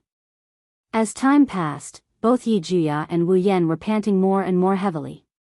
Yi Jia, master. Their eyes met for a moment and they closed their eyes in unison. The distance between their lips was getting closer and closer. Just as the two of them were about to get out of hand, an emotionless voice that sent chills down their spines reverberated in their ears. Question: what are you doing? Wu Yan and Yi Jia, who were closing the distance between them, froze on the spot. Their faces stiffened. Shi-Xian expressionlessly walked in front of them. She stared at their frozen faces and Wu Yan's hand rubbing Yi Jia's chest. Her eyes twitched. I'm so angry. I didn't think Yijia would run away when Shi Xian was doing something serious. He needs to be condemned, Shi Xian. Yijia's face was as red as fire. Steam was coming out of his head. He stuttered as he tried to explain. This is a misunderstanding. Yijia wanted to break free from Wu Yan's hand and stand up. Who knew that Wu Yan would pull her into his arms and hold her tightly? His hand started moving again. Ugh. No, Yijia could only make a small protest, but Wu Yan ignored it. Wu Yan looked at the stunned Shi Xian and coughed. How's Meizhou? She said she's fine. She's already brushed it off. Shi Xian answered instinctively. That's good. Wu Yan let out a sigh of relief. He chuckled and reached out with his other hand to pull Shi Xian into his arms. Without any explanation, he grabbed Yijia's chest and started moving his hands. Ah. Ugh. The two elven girls gasped at the same time.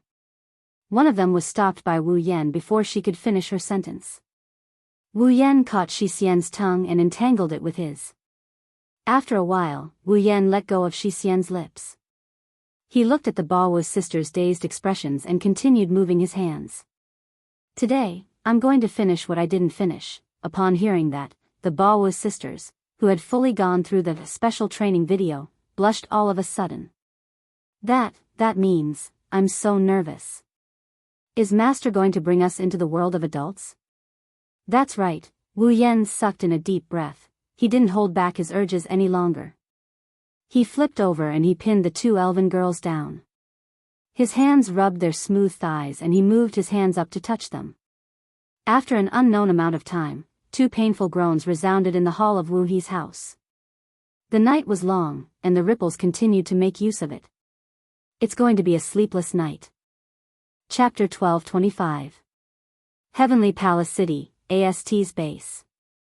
In AST's base, in one of the more luxuriously decorated rooms, Will Scott was looking at a document in his hand. The more he read, the wider the smile on his face became. It was as if something good was recorded in the document. Only Elaine, who was standing behind Westcott with a folder in her hand, knew that the document Westcott was reading was the worst thing that could happen, let alone a good thing.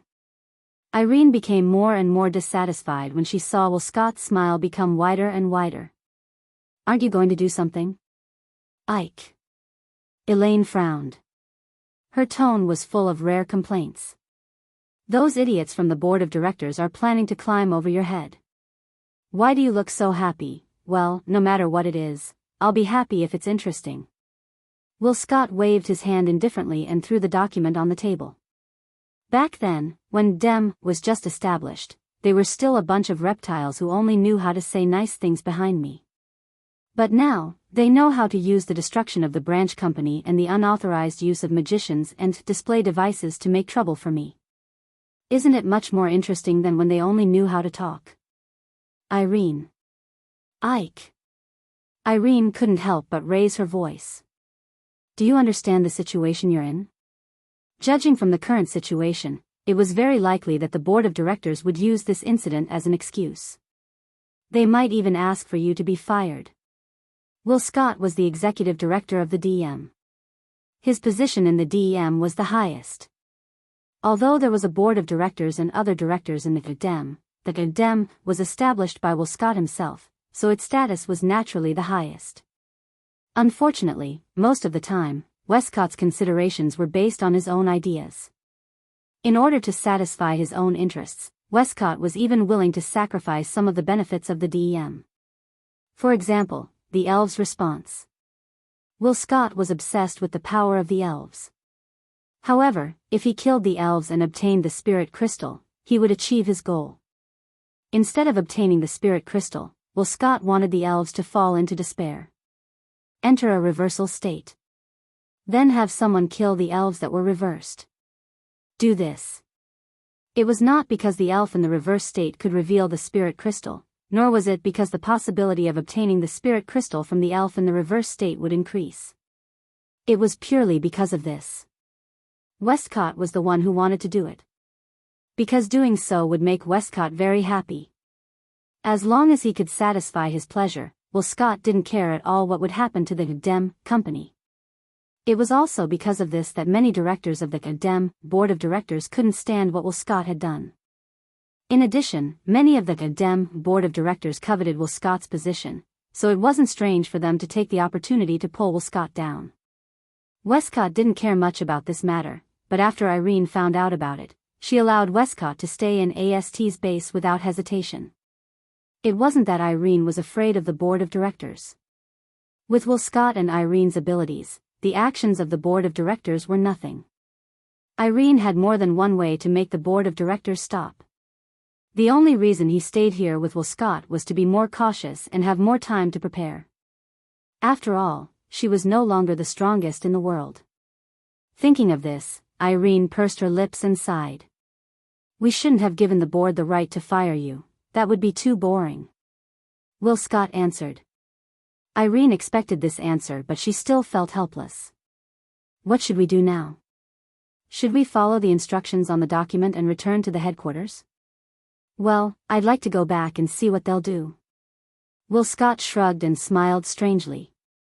But now, it seems like staying here is more interesting. Hearing this, Irene frowned. She seemed to have thought of something and hesitated for a moment before speaking softly. Is it because of that child? The one called Origami Kitsune. Hearing Ellen's words, the smile on Will Scott's face grew wider. I didn't think there would be someone in AST who was in the same class as those elves. AST is a force against elves. Just like DEM, they want to kill the elves who bring about spacecrafts. Logically speaking, there are people in AST who often deal with elves. Even if the elves hide their psychic waves, they should be able to detect it. And yet, under such circumstances, AST did not attack the elves. Is it because they don't have psychic waves? That's not it. The only possibility was that Kite Origami did not report his judgment of the elves' identities to the higher-ups of AST. It seems like this AST named Origami Kite one has something to do with the elves. Elaine glanced at Westcott after coming to this conclusion. So, Irene, that's why you're interested in Origami Kitsune, right? That's part of the reason. No matter what, there's no harm in observing. Will Scott smirked and looked at Irene. Then, what about the investigation? Even though the equipment in AST is relatively low-end, it's not too troublesome to investigate because Kyuchi Origami is still a member of AST. Zhang Lixing thought to himself, well, it's not too troublesome to investigate. Irene pulled out a few documents from the folder in her hand and handed them to Will Scott. Well, I did manage to find out something interesting. Oh? Will Scott looked at the document in his hand and raised an eyebrow. Parents died in the hands of elves?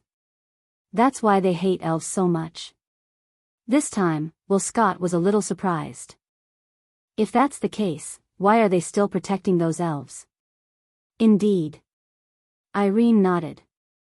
If she really hates elves, it's impossible for Tokichi Origami not to investigate those classmates who look very similar to elves. Not only that, but there's also a high possibility that she already knows about their elves' identity but she hasn't reported this matter to AST.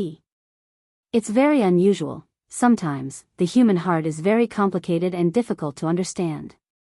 Will Scott shook his head and looked at one of the messages on the document. Parents died in the fire caused by the elves 5 years ago. Could it be an Ifrit? Yes.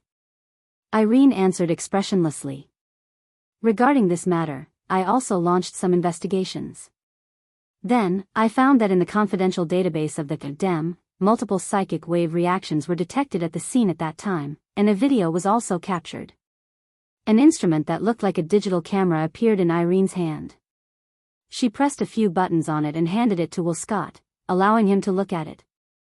The screen showed a corner of Tiangong City that was in the middle of a fire.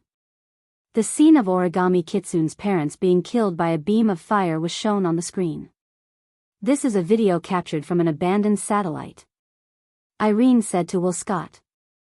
Since they were an ordinary couple, this video should have been deleted as useless information.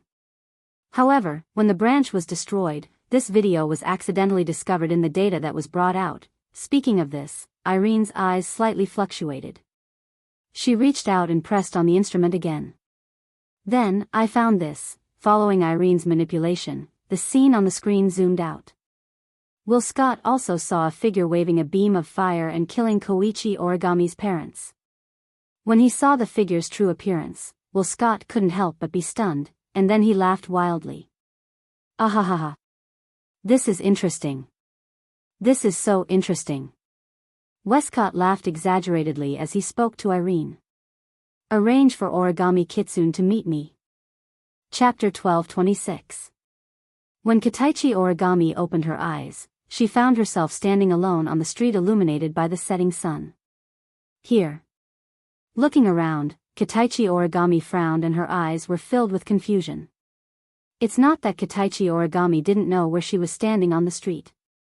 Although the street in front of her was extremely unfamiliar, Kitaichi Origami still recognized it at a glance. This is the only way to go to her childhood home. But because of this, Kitaichi Origami felt confused. After all, her childhood home was burned to ashes in the fire 5 years ago. Including the street in front of her. Kitaichi Origami's cold eyes kept scanning the surroundings. She stared at the scene on the street. Here, there were pedestrians passing by, students after school, and some small animals running around happily.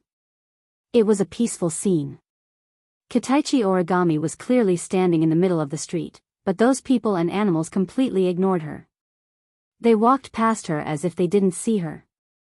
Some people even walked past her figure. It was like Kitaichi Origami's entire body turned transparent.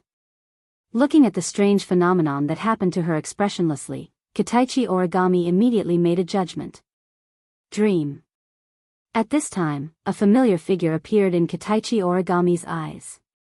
It was a man with short white hair and dark blue eyes. A cute little girl who was only 11 or 12 years old. On the street full of pedestrians, she looked so eye-catching. It's not hard to imagine her appearance when she grows up. Seeing this little girl, Kitaichi Origami's eyes couldn't leave her. The cute little girl in front of her was Kitaichi Origami when she was a child. When I was a child. Kitaichi Origami looked at her childhood in a daze. When I was a child. When I was a child. And when I was a child. Could it be? In an instant, Kitaichi Origami had a guess about the content of her dream. This guess instantly caused Yue Origami's pretty face to turn completely pale with a schwa sound. What are you doing? Without thinking, Kitaichi Origami screamed at her childhood self. Hurry up. If you don't hurry up. Kitaichi Origami's screams didn't end. Suddenly. In her field of vision. Everything was covered by a fiery red color. Ah. The sudden fiery red light made Kitaichi Origami close her eyes. But not only was she not surprised by the appearance of this fiery red color, she seemed to have known that it would appear. Her face became even paler. And desperately opened her eyes that were stimulated by the strong light. Then. The scene in front of Kitaichi Origami changed. The street was still there, the pedestrians. She was also there when she was a child. However, the originally peaceful scene had disappeared without a trace. What replaced it was a hell-like scene. Fiery red. Fiery red. A fiery red that was scorching hot. The familiar street fell into a sea of red fire. The houses, pedestrian streets, trees, flowers, buildings and so on, everything that could support burning, were all engulfed by the flames without exception. Everything in front of him was completely engulfed in a sea of fire. The fire continued to burn fiercely, spreading at an extremely fast speed amidst the whistling sounds of the burning. All around, the pedestrians let out panicked screams one by one. They began to flee in a panic. The chaotic sound of footsteps mixed with the explosion of some dangerous items echoed in the sea of fire. Kitaichi Origami looked at everything in front of her in a daze. Her face was as white as paper. Not long after, the surrounding pedestrians disappeared. What remained in Kitaichi Origami's field of vision was the hell-like street that fell into the sea of fire, and a small figure. It was her childhood self. At this time, Kitaichi Origami also looked at everything in a daze. Her eyes were wide open. She didn't run away aimlessly like the other pedestrians, nor did she take the children and the elderly to seek refuge like those calm people. Instead, she threw all the things in her hands to the ground and ran to the center of the sea of fire. Kitaichi Origami could still vaguely hear the words that came out of her mouth before she ran into the sea of fire. Dad. Mom. That's right. Kitaichi Origami's parents were still at home. They were still in the sea of fire. She was just a child. Even if she rushed to the scene, she wouldn't be able to help much. She might even be a burden. Her parents might have already gone to seek refuge, but Kitaichi Origami still ran into the sea of fire to look for her parents. Seeing this, Kitaichi Origami also reacted. Her face was pale and she ran hysterically like Kitaichi Origami towards the sea of fire, the home in her memory. However, when Kitaichi Origami arrived at the home in her memory, the scene that appeared in front of her was the most terrifying nightmare and the most despairing scene she ever wanted to recall in her life. The home in her memory, like the other buildings, was covered in red flames. Her childhood self ran towards the home in the sea of fire. In front of her childhood self, her father held her mother's shoulder and stood in the center of the sea of fire.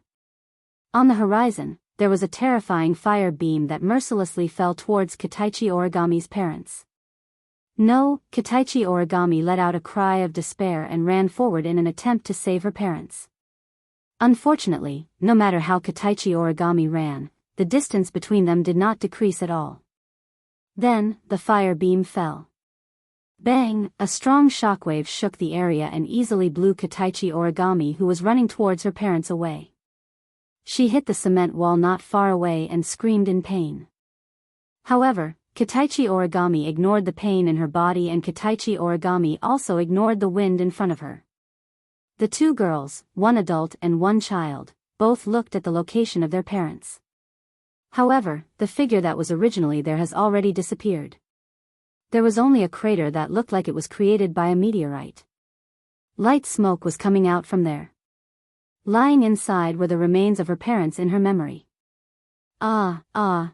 Looking at her parents lying dead in the hole, Toichi Origami let out a desperate howl. Her pupils dilated as she suddenly raised her head and looked at the source of the fire beam that just shot over. Then, Kitaichi Origami saw. In the middle of the burning sky, a figure was quietly floating there. Bathed in the sea of fire, it looked like it was looking at the burning street and the world in the sea of fire. Looking at the figure, it should be an adult.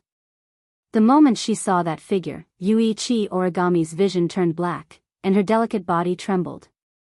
She clenched her fists so tightly that blood could seep out. Looking at the figure floating in the sea of fire, she let out a sharp cry filled with curses and resentment like a malicious spirit. "I'll kill you." With this sentence, Origami Kitsune rushed over. In the silent space, Kitaichi Origami suddenly opened her eyes and screamed crazily as she sat up. Ha. Her breathing was abnormally rapid and her chest was constantly moving up and down. Kitaichi Origami's body was already soaked in sweat. Her face was pale and her eyes were fluctuating with uncontrollable fear. Kitaichi Origami propped herself up and took a deep breath to suppress the fear in her heart. When she calmed down, she realized that she was lying on the bed in her room. Covering her forehead, Tokichi Origami recalled the scene in her dream and bit her lips. What a hateful dream.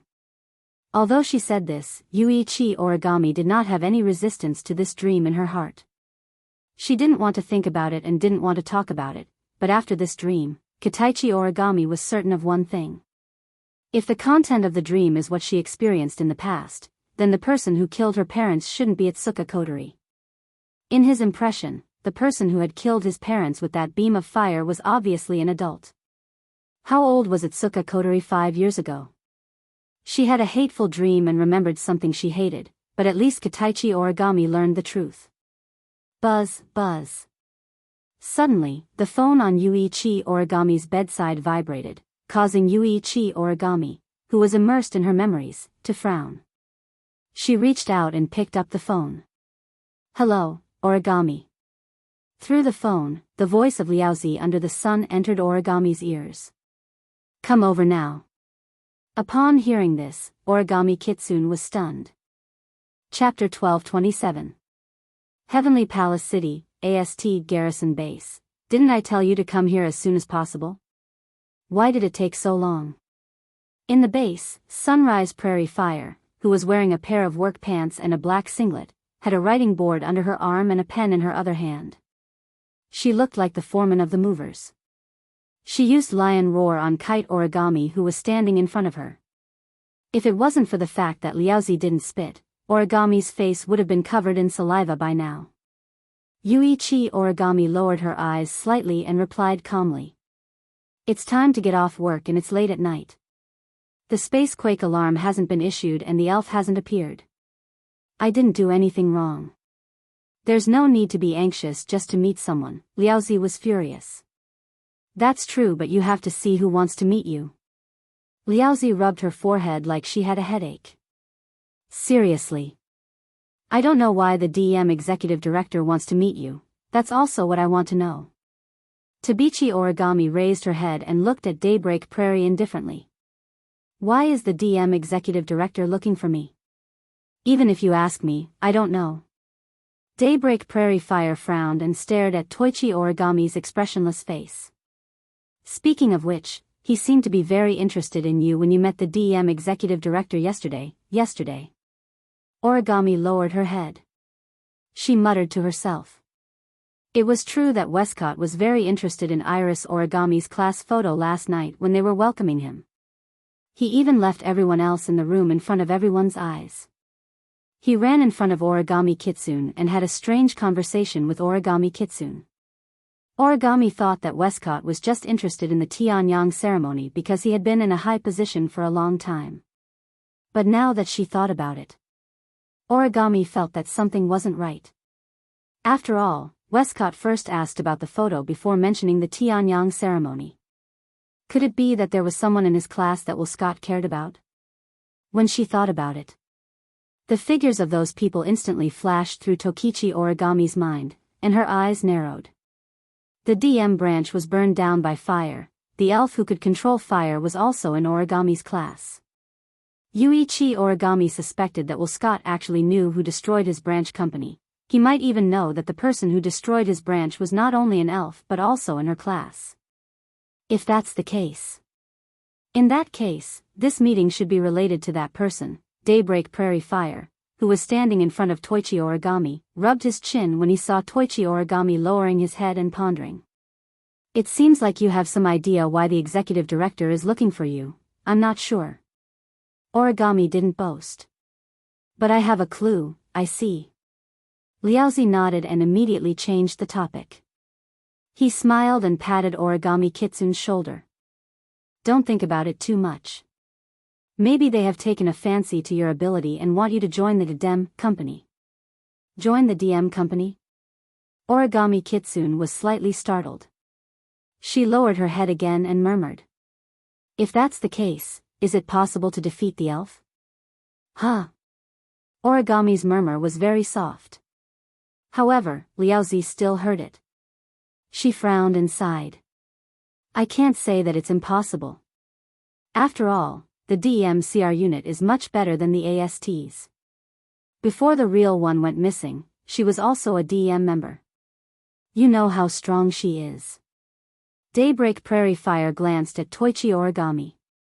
However, the higher the performance of the CR unit, the higher the technical requirement to control the CR unit. I believe in your skills, but I'm not sure if you can really reach that level. At this point, Daybreak Prairie Fire sneakily looked around and leaned over to Kitsune Origami's ear. Moreover, although the DEM has a lot of power, the people inside are not good people. They have done a lot of shameful things behind the scenes. If they really invite you to join the DEM, you have to consider it carefully. Don't be fooled so easily. Origami Kitsune remained silent. After a long time, she nodded her head, making Daybreak Prairie Fire smile in satisfaction. Obviously, regardless of the other reasons, Sun Liaozi did not want Kitsune Origami to join them. Bringing Kite One Origami through a series of passageways, they arrived at the door of Will Court's room. Under the sun, Liaozi knocked on the door. Not long after, the door opened gently and Elaine, who was dressed in office lady attire, stood at the door. She first glanced at Tokichi Origami before looking at Liaozi. Sorry to trouble you. No, it's nothing. Liaozi showed a rare modesty. If there's anything else you need help with, please don't hesitate to ask. I will. Elaine nodded politely. She moved aside and said to Origami, Ike has been waiting for you for a long time. Please come in. Tabichi Origami looked at Daybreak Prairie. After Daybreak Prairie nodded, she looked at Irene and walked into the room. It had to be said that this was indeed a rather luxurious room. The area is comparable to a normal house. It's quite spacious. In the middle of the vast room, Will Scott sat on an exquisitely crafted sofa that could even be said to be luxurious. He looked at Yue Origami with a smile, causing Yue Origami's footsteps to pause. Her heartbeat also suddenly sped up.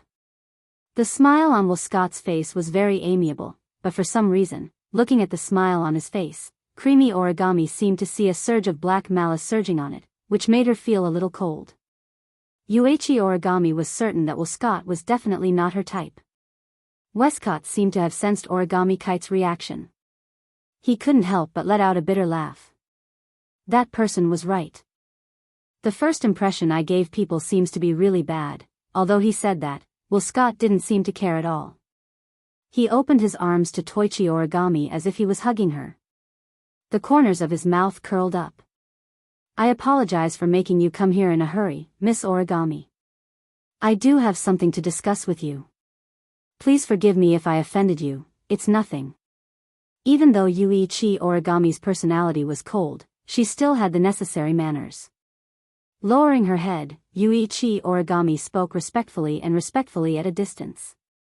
Then, why are you looking for me? Since Miss Yuani asked, let's get straight to the point. Will Scott smiled and snapped his fingers.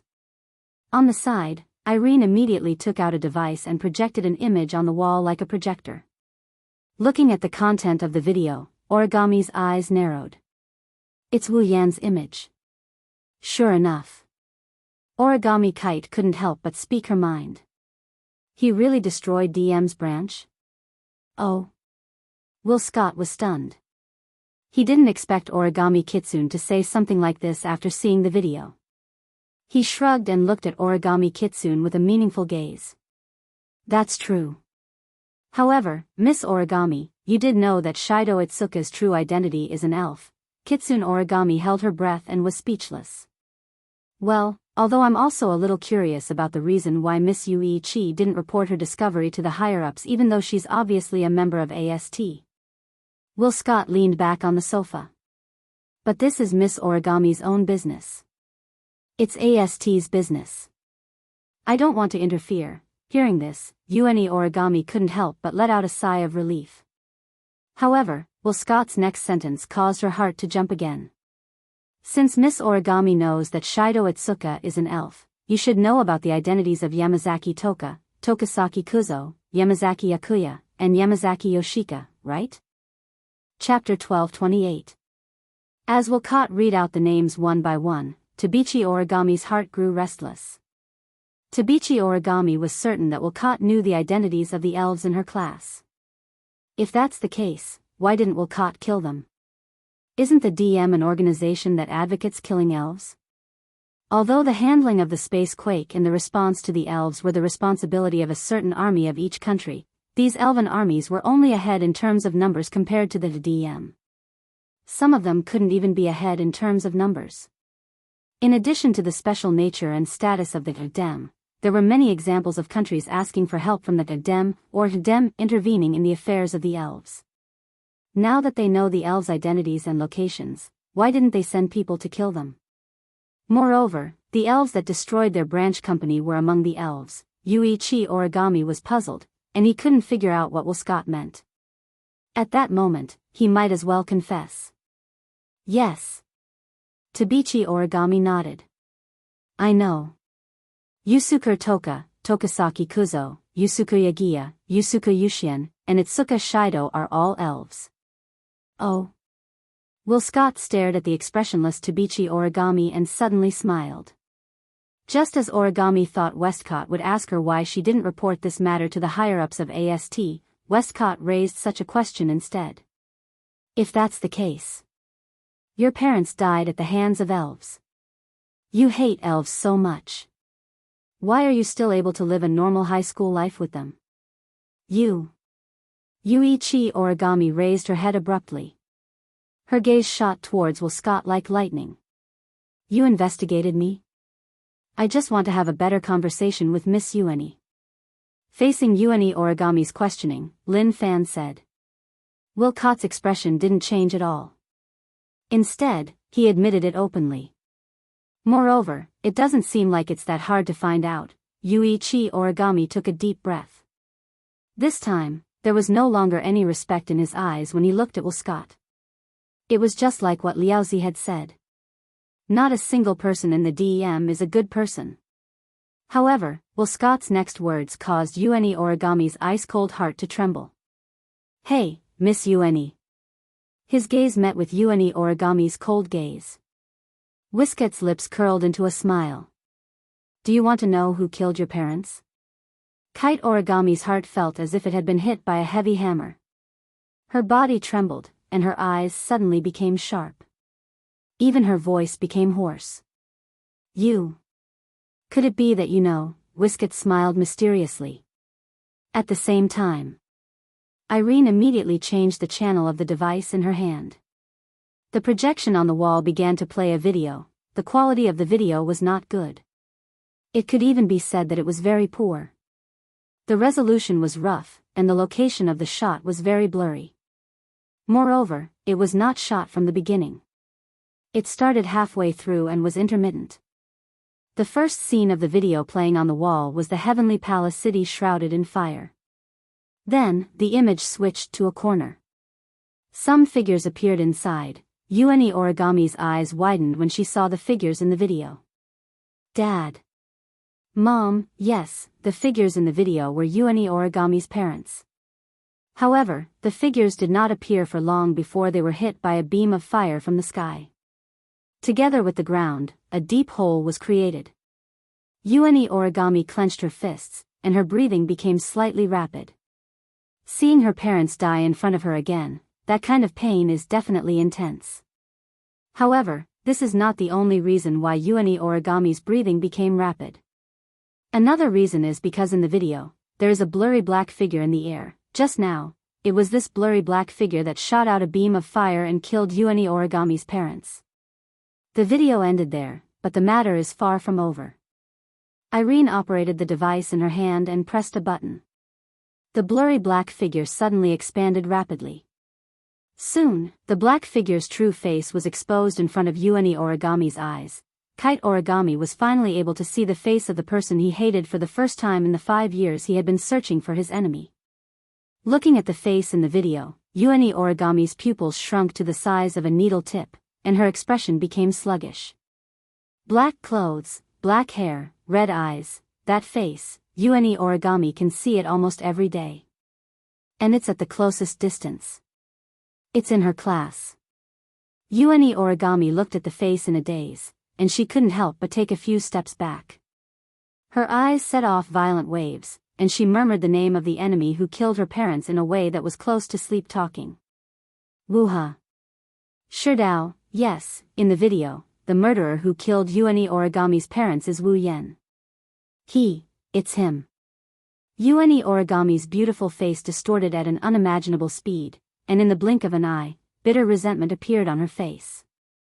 So, it's you. Without even thinking, Tokichi Origami turned around and rushed to the door of the room. Irene seemed to have predicted Yueni Origami's actions, and her body moved slightly to the side, blocking Yueni Origami's path. She pressed down with her hand, and Yueni Origami felt her body sink, as if a mountain fell on her shoulder, and with a bang, she fell to the ground.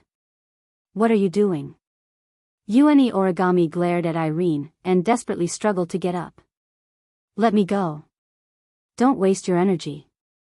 Irene coldly glanced at Yueni Origami. My Terde Tori is the most precise magician, even if you have CR unit, you won't be able to break free, let me go. Uni Origami didn't listen to anything, she only knows how to struggle. Irene frowned, and Will Scott sighed. Miss Uni, even if I let you go now, do you think you can take revenge? Since you know his identity, you should also know that he isn't someone you can defeat, right? Even if that's the case. Uni Origami bit her lips, her face filled with resentment. Even if that's the case, I still have to go. Don't worry, Miss Uni. Will Scott stood up and walked up to Uni Origami. He looked down at her, and a smile slowly appeared on his face. I have the latest CR unit here, and I also have a way to greatly increase your power. I believe you'll be satisfied. Hearing this, Yuichi Origami stopped its meaningless struggle and raised its head to look at Will Scott. What do you mean? I mean, I have the ability to help you take revenge. Will Scott narrowed his eyes. You can only take revenge with my help, help? Uni Origami's expression changed. You're helping me? Why? Why? Will Scott was surprised. Aren't the elves our common enemy? Do you need to ask why I'm helping you deal with the elves? Origami Kitsune looked straight at Westcott, trying to find any sign of lying on his face. However, Westcott was still full of smiles as he continued to explain to himself. You should know that your former comrade, Yunya Shina, is also a member of DM. She's younger than you, but she has the power to rival the elves. If Miss Uni is willing, I can provide you with the latest and most suitable CR unit unconditionally, and I'll also help you with mana processing for free. After the mana processing, your control over the CR unit will reach the limit of your body. Yunya Shina used this method to obtain the power of the strongest magician in the world, second only to Irene. I believe that if Miss Uni uses the mana processing, you won't be any weaker than Shina. However, I have to remind you that if you use a large amount of mana processing, your power will greatly increase, but your lifespan will also decrease. If you forcefully increase your power to the point where you can defeat the elves, I'm afraid you'll only have less than a year left to live. It's fine. Uni Origami's eyes flashed with determination. I don't care as long as I can defeat the elves in Itoka Shido. Will Scott raised an eyebrow and smiled. Chapter 1229. Heavenly Palace City, in a corner alley, walking in the alley where the light was getting dimmer and dimmer, Toichi Origami looked at Will Scott and Irene who were leading the way and couldn't help but ask. Where do you want to take me? Yes, I'm treating your body with magic. Westcott answered without turning his head. I was supposed to bring you to the Dem branch, but the Dem branch in Heavenly Palace City has been destroyed by Itsuka Shido.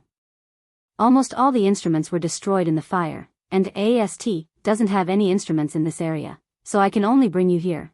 Dem also has some secret facilities in Heavenly Palace City in case of an accident.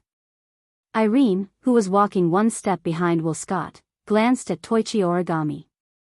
There's an underground facility here used to store some shameful things. It's rarely used and not many people in the DM know about it. You're the first customer here, don't worry. Will Scott waved his hand and turned around. His eyes were cunning. For you, this must be a good place. Hearing that, Tokichi Origami also lowered her head and quietly followed behind Will Scott and Irene. Thinking back to 5 years ago, she watched her parents get killed right in front of her eyes. She had a dream when she was at home and she saw Wu Yen killing her parents with his own hands. She bit her lips and her footsteps became resolute. No matter how Will Scott and Irene answered Koichi Origami's question, no matter where they planned to take Koichi Origami to, Koichi Origami didn't care. Even if it was hell in front of her. As long as Will Scott could give her the power to take revenge, she would move forward regardless of the consequences. This was the path Tabichi Origami set 5 years ago. It was a dark path. There was no path ahead. It was a path destined for destruction, just like the alley Tabichi Origami was walking in. Even his figure gradually walked into the darkness and was swallowed up by it. The clear sound of footsteps echoed in the dark and deathly silent alley, and the path under his feet became narrower and narrower. After walking for nearly 15 minutes, there was still no end. However, in the endless alleyway, Will Scott and Irene stopped abruptly when they arrived at a certain spot. They turned around and looked at the wall beside them. "This is it, right?" Will Scott scratched his head, confusion written all over his face. It was apparent that for a person like him who could cover the sky with one hand in the DEM, it was already pretty good that he could remember the approximate location of a small secret facility. On the other hand, Irene was certain. Yes. Lifting her feet, she walked forward. She began to feel around on the smooth and somewhat dirty wall that was covered with moss. After a while, she stopped. In her hand, a trace of green light flashed and disappeared. "This is..." Toichi Origami, who clearly saw this scene, was stunned. A little surprise appeared in her eyes. "Today, Tori?" "Yes, that's right." Irene nodded. In DEM, some of the secret places and important places are usually opened with the records of the Today Tori as the key. After all, it's the human brain that controls the Today Tori. Everyone's control of the Today Tori is different, so the same brain doesn't exist. It's safer than any method of identification. As she spoke, she kept changing the precision of her Tori. The frequency of her Tori fluctuated in a unique way until a green light flashed on the wall. She stopped what she was doing. "Kacha," the sound of an ancient door opening faintly rang out. Immediately, the wall in front of Irene slid open like an automatic door, revealing a pitch-black hole. Irene quietly retreated and signaled to Westcott. Westcott chuckled and walked in with Irene. Tabichi Origami followed them indifferently. After the three of them walked in, the door closed automatically with a "kacha" sound. Some lights turned on automatically and illuminated everything inside. Tabichi Origami finally saw the place clearly. In simple terms, this is a place with the same layout as some of the isolated areas in the AST. All around, the ceiling and the floor were walls made of steel, flashing with a cold luster. Unlike what Tokichi Origami had imagined, there weren't many instruments placed here. There was only a slender sealed cabin in the corner at the front, standing upright with its back against the wall. Tokichi Origami looked around and raised her eyebrows. She then looked at the sealed cabin. "It's a tool that can help you become stronger." Westcott smirked when he saw Kataichi Origami looking at the sealed cabin. His words made Kataichi Origami look at the sealed cabin with a longing expression. That was the look of someone who longed for power. Although the look in his eyes looked very stupid, Westcott liked it very much, and the smile on his face grew wider and wider. That instrument can automatically generate all the mana in the magic circuits here to modify a person's body. It can make a magician exceed the norm. Westcott explained with a leisurely expression. Originally, an outstanding magician would have to use a perfect and gentle method to process magic, but that would take too long. So that Adem developed this kind of instrument. Although its modification is a little harsh, it can greatly reduce the time required. You know the price of reducing the time required. Westcott looked at Tabichi Origami's pretty face and smiled. Of course, if you want to use a gentle method, it can be done in about 5 years, no need. Tabichi Origami said coldly, "I'll just use it." Westcott shrugged nonchalantly and made an inviting gesture in the direction of the sealed cabin. Once you enter the cabin, it will automatically activate. Hearing Westcott's words, Yuichi Origami didn't hesitate at all. She lifted her foot and walked towards the sealed cabin resolutely. She pressed the button on the side. After the door of the sealed cabin was opened, she stepped in resolutely and laid down in the sealed cabin. Looking at the door of the sealed cabin slowly descending, Toichi Origami felt as if a figure surrounded by flames had appeared in front of his eyes. In her eyes, uncontrollable resentment appeared repeatedly. Tokichi Origami took a deep breath and closed her eyes. "I don't care what price I have to pay, I will kill you the next time we meet," Itsuki said. Inside the isolation facility, Westcott and Irene watched the door of the sealed cabin close. They were speechless when they saw that the cabin was filled with dense magic power and unknown liquid. "What?" Westcott was the first to break the silence. "Don't you want to ask something?" "Yes, although I know Ike must have his reasons, there's something I don't understand." Irene stared at the sealed cabin in front of her. She stared at the origami kite that was bathed in liquid and magic. At least, I don't think Tabichi origami is good enough to defeat that man. Even if she used a stronger mana treatment method than Shina, mana treatment will consume a lot of lifespan and cost a lot. However, it's also the fastest way to gain power. But even after using magic, there were good and bad effects. It all depended on whether the target's talent was good or bad. If it was bad, one might pay a painful price in the end and end up with nothing. If it was good, for example, Shina, who was much younger than Elaine, was only slightly weaker than her. In Elaine's opinion, a nameless girl from AST, even if she was magically enhanced, would only be able to compete with the real deal. There was no way Elaine would be able to compete with her, let alone the man who defeated her. Irene didn't understand why Westcott would spend so much effort to modify Tabichi origami. A person's feelings are a wonderful thing, Irene.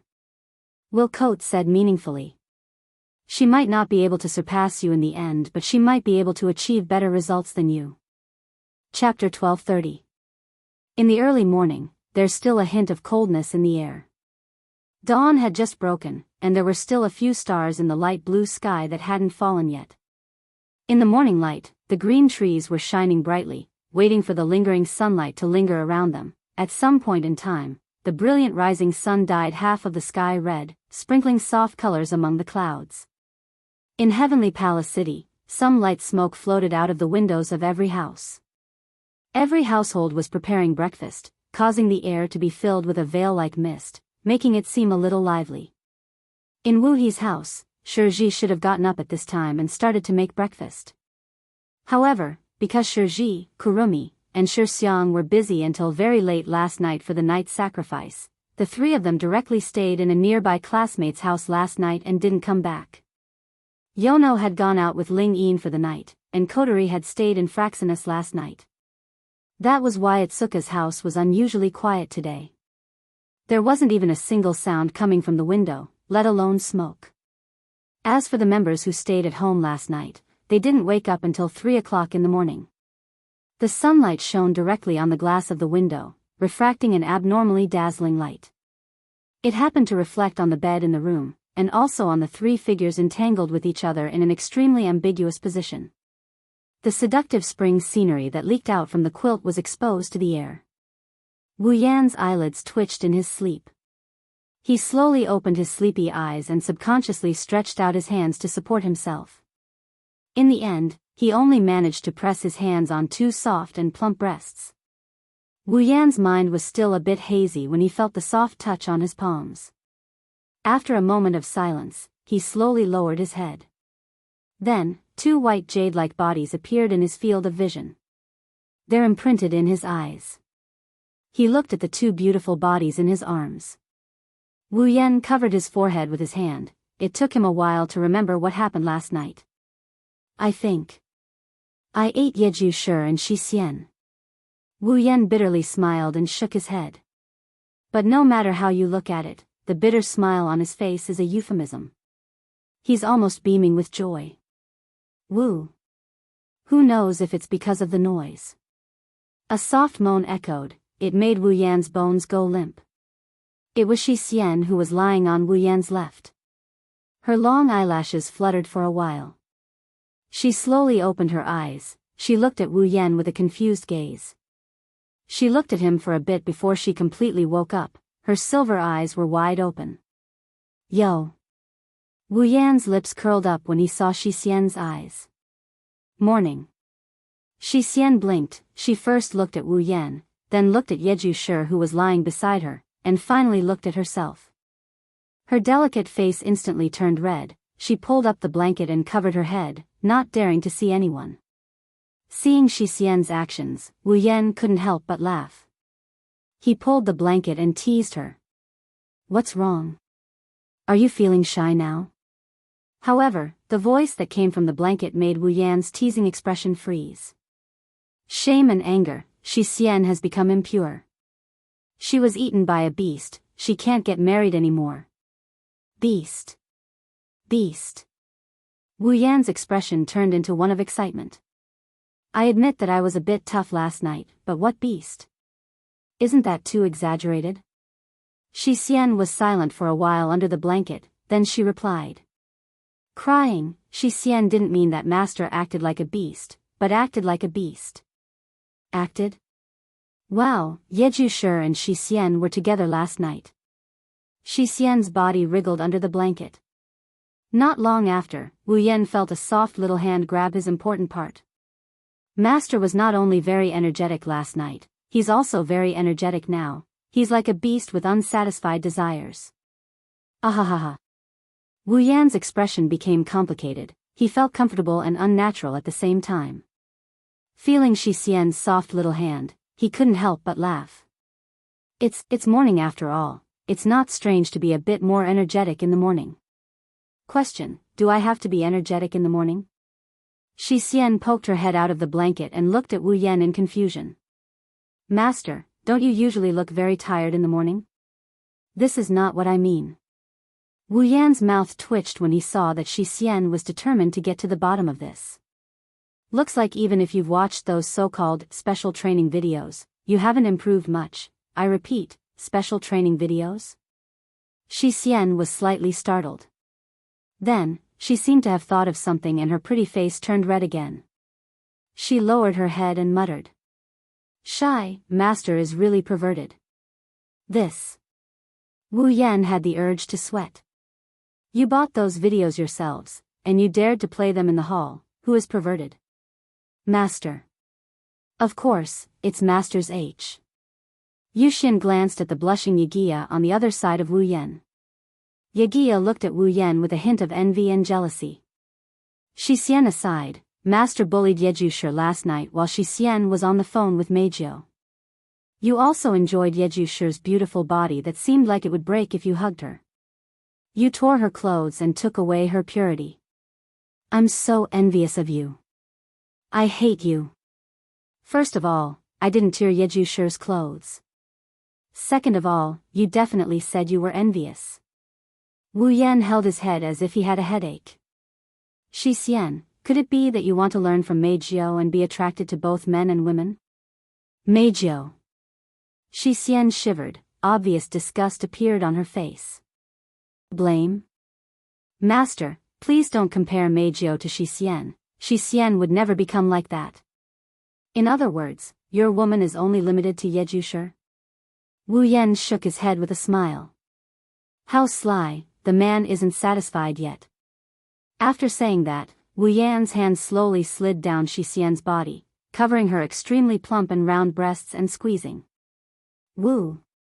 The redness on Shi Xian's pretty face became even more intense. Her face continued to lower and lower. The blurriness from last night's madness was once again revealed, filling her alluring silver eyes. Looking at Shi Xian panting with her mouth slightly open, Wu Yan's heart burned. He licked his dry lips and lowered his head, sucking on Shi Xian's earlobe. Ah. Shi Xian blushed when her ear was attacked. She raised her head and involuntarily let out a soft cry. Wu Yan could clearly feel that the delicate body lying in his arms was starting to twist. Wu Yan's lips curled into a smirk. He looked at Shi Xian's voluptuous body with a scorching gaze. Shi Xian shuddered and she had a bad feeling about this. Alert. Shi Xian tightened her grip on the blanket, pursed her lips, and stared at Wu Yan. Master, what do you want to do? What do I want to do? Wu Yan's hand continued to move. When he met Shi Xian's gaze, he did not hide the heat in his eyes. Of course, I want to do everything. Ugh. Shi Xian's face was bright red, and she began to squirm. Warning, it's already morning. Shi Xian. Shi Xian can't do it. How can you say that? Wu Yan grinned. His hand under the blanket suddenly reached for Shi Xian's most important part. Didn't I tell you? It's because it's morning that I'm so energetic. Begging for mercy won't do. Sensing Wu Yan's actions, Shi Xian struggled to get up.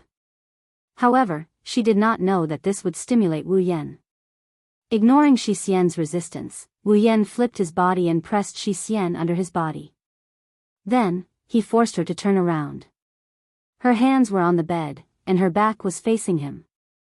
Then, Wu Yan held her slender waist with both hands. His body slowly moved forward. Ugh! Following a muffled groan, Shi Xian, who had her back facing Wu Yan, suppressed her breath and moaned. Her moans were accompanied by an indescribable heat ripple. They once again resounded in the room. Chapter 1231. Heavenly Palace City, Wu He's home. Shi Xian was sitting on the sofa in the middle of the hall. Wu Yan was lying on her lap, using her as a pillow to enjoy the pleasant morning.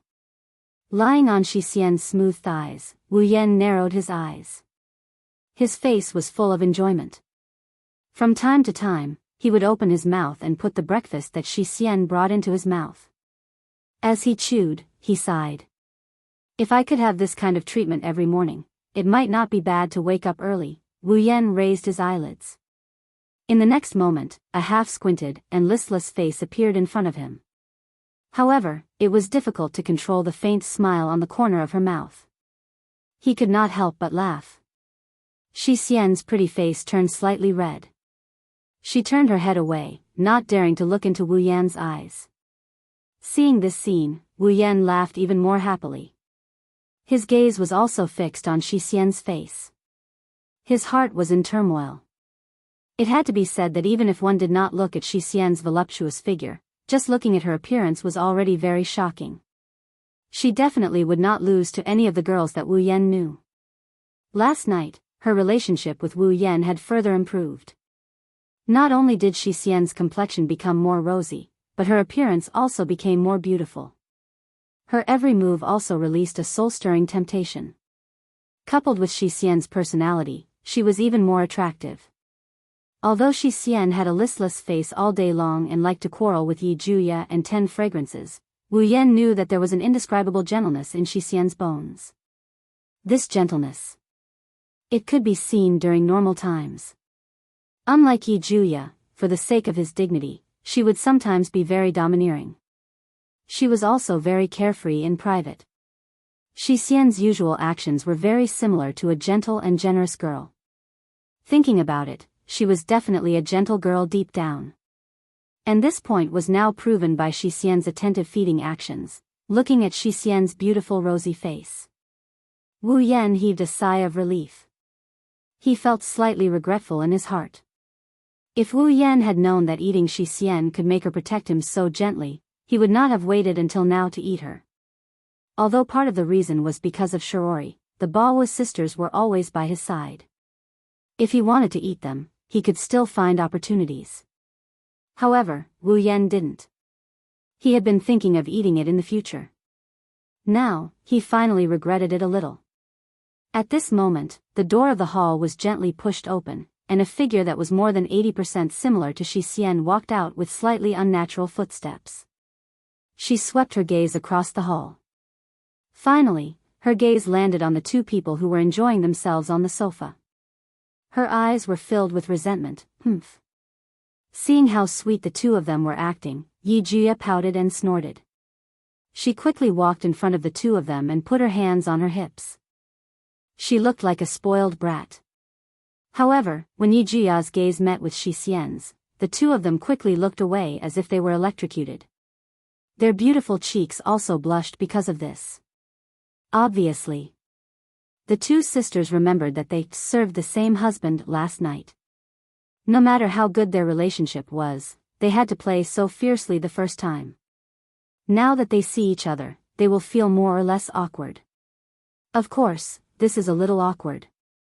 When Yi Jia lowered her head, her beautiful eyes widened. When she looked at the werewolf lying on her sister's lap, she immediately became angry. Before Yi Jia could say anything, Wu Yan raised an eyebrow and chuckled. What? Do you also want to lie on Shi Xian's lap and enjoy the breakfast she feeds you? Hearing this, the angry expression on Yi Juya's face froze. It was clear that he was very tempted by the offer. Unfortunately, this little bit of interest was quickly dispelled by Wu Yan's nonchalant statement. Today's dusk cord belongs to me. Wu Yan declared without any room for argument. Only today, you are not allowed to take it from me. You. Yi Jia was furious. Even if you are the master, you cannot be forgiven for toying with me. When he heard Yi Jia's words, Wu Yan's lips curled up. He waved at the flustered and exasperated girl in front of him who seemed to be in a complicated mood. Yi Jia paused for a moment, then she seemed to understand something. Her face turned red and she bashfully glanced at Shi Xian. When Shi Xian nodded and smiled at her, she mustered up her courage and obediently walked over under Wu Yan's smiling face. Compared to Shi Xian's voluptuous figure, Yi Jia lost in terms of voluptuousness. With a slender body and a thin waist, Yi Jia exuded a youthful aura.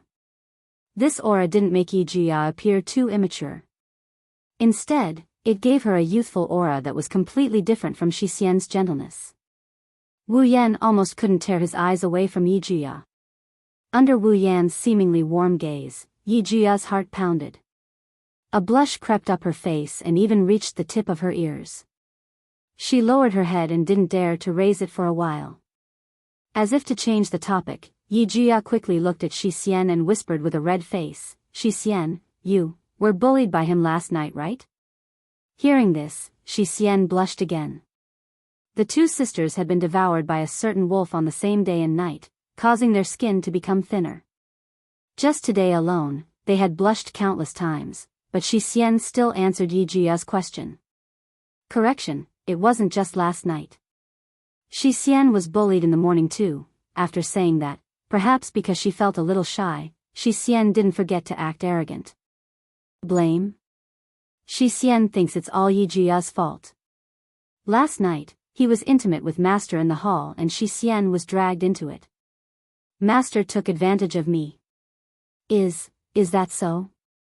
Hearing Shi Xian's words, Yagi seemed to believe them. His face was filled with confusion. I don't know either. Who knew Master would suddenly have an erection? He was the one who made the first move, yes. It's Master's fault. Yi Jia raised her brows and looked at Wu Yan angrily. If Master didn't bully me last night, I wouldn't be like this, ugh. Wu Yan was speechless. The two sisters were still trying to seduce him. They would rub his back when he was bathing or be gentle when he was sleeping. Now that it's over, they're blaming him. Although Wu Yan was the one who set the fire last night and the Baowa sisters didn't try to seduce him, Shiji and the others weren't home. The right time, the right place, and the right people were all there. If he didn't eat them, he would be letting himself down. Well, you're so cute and considerate. Wu Yan shrugged helplessly. It's all because you're too cute. It's your fault. So cute. As Wu Yan expected, Yi Jia and Shi Xian blushed again. They stopped arguing about who was right and who was wrong. Wu Yan rolled his eyes. He was sure that the two sisters were acting so proper early in the morning because they were too shy and didn't know how to deal with situations like this. That's why they acted so unnaturally. And that was indeed the case. After the shyness and blankness in their hearts faded away, the two elf ladies returned to their normal selves. Right now, the closest person to Master is definitely us, the 8 dance of hurricanes. Yejusher crossed his arms in front of his chest and said proudly. This time, Toka and Yoshino can't fight with me and Shi Xian anymore. Agreed. Shi Xian nodded heavily. When they come back, we must mention this and declare Shi Xian and Yi Jia's sovereignty. Hearing this, Wu Yan, who was enjoying himself, suddenly lost his composure. Even his expression changed. That. Wu Yan coughed and smiled awkwardly. Declaring sovereignty? There's no need for that, right? Ha. The Baowa sisters were stunned for a moment before refuting. Of course there's a need for that. We need to let our kin know who's the winner. Agreed. Yi Jia and Shi Xian have fought Toka and Yoshino 83 times. It's time to decide who's the winner. Oh right. Isn't today the night sacrifice? Wu Yan jumped up and changed the topic when he saw how adamant the Baowa sisters were. Right now, the night sacrifice is the most important thing. We can't be late. Let's go. Wu Yan ran out of the hall. The Baowa sisters looked at each other in confusion. Chapter 1232. Heavenly Palace City, Dem's secret facility. Standing side by side, Westcott and Irene stared at the sealed cabin in front of them. Looking at the origami kites soaked in liquid, the smile on Westcott's face was gone. Irene was no longer as cold as before. The only emotion left on their faces was solemn. Irene. Irene didn't move her eyes away from the sealed cabin. She broke the silence. This child. That's right. Westcott nodded and gave his comment. This is too shocking. An entire night had passed since the beginning of the mana processing work. Tonight, Westcott and Irene's understanding of origami kite kept changing. Finally, Westcott gave an evaluation of origami kite as too shocking. It's because of the mana treatment effect on kite origami's body. The reason why the body was processed with magic power was to improve the user's adaptability with the cryo unit. The brain region that could control the cryo unit would be stronger, and it might even be able to control the cryo unit at will or even surpass the specifications. The performance of the cryo unit would be maximized. Depending on each person's talent, the effects of the mana treatment will be different. Some of the effects will be weak while others will be extraordinary. Just like in Shinna, after the effects of her magic power processing came out.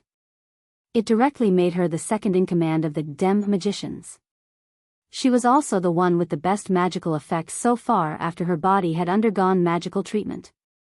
But today, this record had been broken. The person who broke it was none other than Shinna. It was kite origami. Will Scott and Irene turned their gazes to a display screen beside the sealed cabin. Looking at the various values displayed on it, the two exchanged glances and sighed. The difference is that Irene was shocked while Westcott was shocked. The numerical values have all exceeded the numerical values of the real mana processing. Irene looked at the origami kite in the sealed cabin with astonishment. Kite origami's control over the CR unit is also amazing. I'm afraid she's even stronger than Shinna. However, with the magic power processing to this extent, the lifespan of the origami kite should be less than a year. If she can control the CR unit that surpasses the limit, her lifespan will be even shorter. Westcott sighed. I didn't expect her to be so talented. What a pity. Will Scott chose to help Kyuchi origami because of the grudge between Wu Yen and Kyuchi origami. If it weren't for the fact that Tabichi origami and Wu Yen are classmates, AST members would have turned them into enemies by now. All these complicated relationships piqued Westcott's interest, and he had a plan in mind. Westcott would not help Yuani with origami. Westcott didn't expect kite origami to be able to absorb the effects of the CR unit to such an extent. It had to be known that although mana processing could quickly increase one's strength, the effect was determined by one's aptitude. In other words, mana processing enhanced the strength of a magician in the future and then displayed it in advance. In other words, the CR unit's effect is equivalent to the target's aptitude. Even if they don't use the CR unit, they can use gentle methods to gradually draw out kite origami's talent. Kite origami can reach this level. If Westcott knew kite origami had such a talent, he wouldn't have recklessly asked her to use the CR unit's lifespan reduction magic. Who knows, we might have destroyed a treasure with our own hands. Will Scott shrugged helplessly. How should I describe this feeling? It's regrettable but also pleasant. Irene glanced at Westcott. She felt powerless against his bad taste. She shook her head and looked at the screen again. Based on the current situation, if kite origami is equipped with the latest CR unit, her power will surpass Shinya's. Her final power should be several times that of Shinya's. What a nice number. Will Scott licked his lips. He looked at origami kite as if he was looking at a fun toy. It's a pity, but with this kind of power, Itoka Shido should be in a lot of trouble. After saying that, Will Scott looked at Irene and smiled meaningfully. Who knows, maybe this young lady has already surpassed you, the world's strongest magician. Hearing this, Irene did not refute, but some dissatisfaction appeared in her eyes. Clearly, Irene didn't like Will Scott's evaluation. Even if Irene had lost the title of the world's strongest, she still didn't want to lose the title of the world's strongest magician. She didn't think she would lose it either. Still, she acknowledged Kite Origami's power. Indeed, Kite Origami's power has greatly increased. With the latest CR unit, her power shouldn't be underestimated, but she shouldn't be a Toka Shido's match, right? Actually, I didn't think much of her strength at first. What I wanted more was to see them kill each other. Will Scott's tone was calm as he spoke of the danger. But this isn't bad either. Maybe it'll be more interesting. Lowering his head, Will Scott muttered to himself for a moment before suddenly speaking. When she comes out, give her Mordred. Wah. Irene's expression changed. Her eyes were filled with shock. Isn't that too hasty? Even if Kite Origami's power is amazing, she's not a member of Democratic. She's just a chess piece controlled by you. Is there a need to give her Mordred? It's okay, this will make things more interesting. Will Scott smiled indifferently. Anyway, Kite Origami only has less than a year left. Coupled with Mordred's superb performance, her lifespan should only be about half a year if she controls Mordred. She can just retrieve it after half a year, is that so? Irene frowned. Have you really decided? Yes. Mordred is indeed very precious, but since it's already been made, it's only a matter of time before I can make another one. Otherwise, I wouldn't have given Mordred away. The corner of Westcott's mouth slowly curled up. After all, Mordred is the world's strongest magician, Irene Mira. Mira? The CR unit that Methers owns is the sister of the Pandaragon. It's a precious CR unit that has the same performance as the Pandaragon. Irene was silent. After a while, she nodded helplessly. I understand. Reaching out her hand, Irene touched Toichi Origami's face that was soaked in the liquid through the glass window of the sealed cabin and curled her lips. With Mordred's performance and Kite Origami's power after being treated with magic, it's basically confirmed that it's better than Xena. Well. Will Scott turned his head and waved his hand indifferently. Let's just hope she can bring us some good entertainment. Just as Will Scott's voice fell, the indicator light on the sealed cabin that had been in a red state suddenly turned green. Then, the door of the sealed cabin bounced up and slowly opened. Both of their gazes instantly shot towards the sealed cabin, watching Kite Origami. Under their gazes, Kitsune Origami's eyelids trembled, and then it suddenly opened its eyes.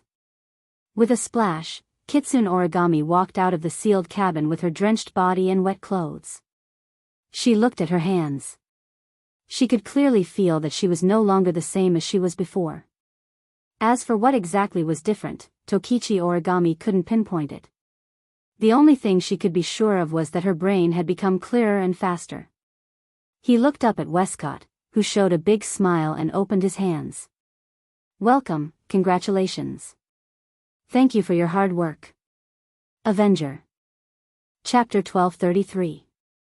Oh, that looks delicious. Sure Dao, let's go there. Toka said with an intoxicated look on her face. She's drooling as she tugged at Wu Yan's clothes. That looks like applesauce. It does look delicious. It's red and sticky, just like blood. This was what Kurumi said as she showed a bloody smile and licked her lips while agreeing with 10 fragrance. Kurumi was also licking her lips with a slurp sound. That. I want to try that thing called shaved ice. She looked like she was about to cry. Her face was red and she didn't dare to look at Wu Yan. She kept holding on to Wu Yan's hand and she didn't even dare to look at him. You're really children. You've been looking at the food and using extraordinary means to win back all the prizes at the game stalls. Isn't that the best way to show off your great skills? I agree. Although the food looks delicious, the food made by Master is definitely much more delicious than those vulgar stalls. At this time, enjoying the victory and defeat is the wisest choice. As expected of Yoshino. She can see through things so clearly. Refute.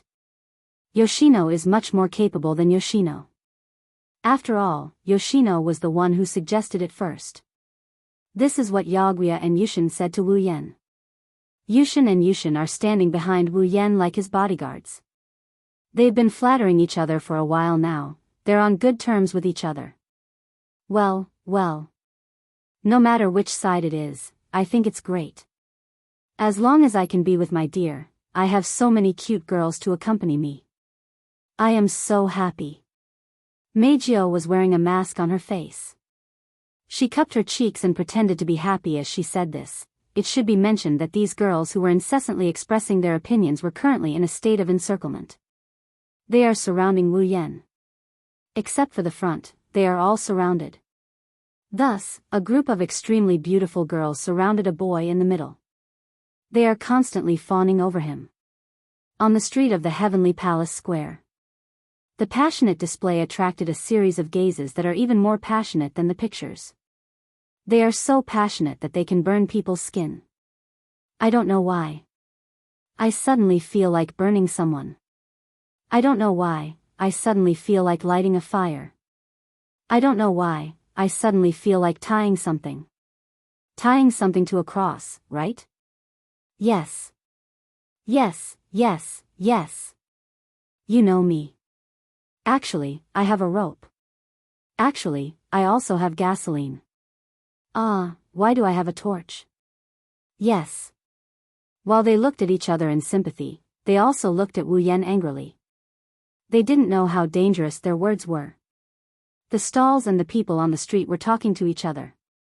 As for Wu Yan, his ears are already numb from the chattering of the fairy girls and the dangerous words of the passers-by. Even his face is tense. He looks like a dying man. Only his mouth is moving up and down, repeating the same sentence. Get used to it, get used to it, get used to it, get used to it.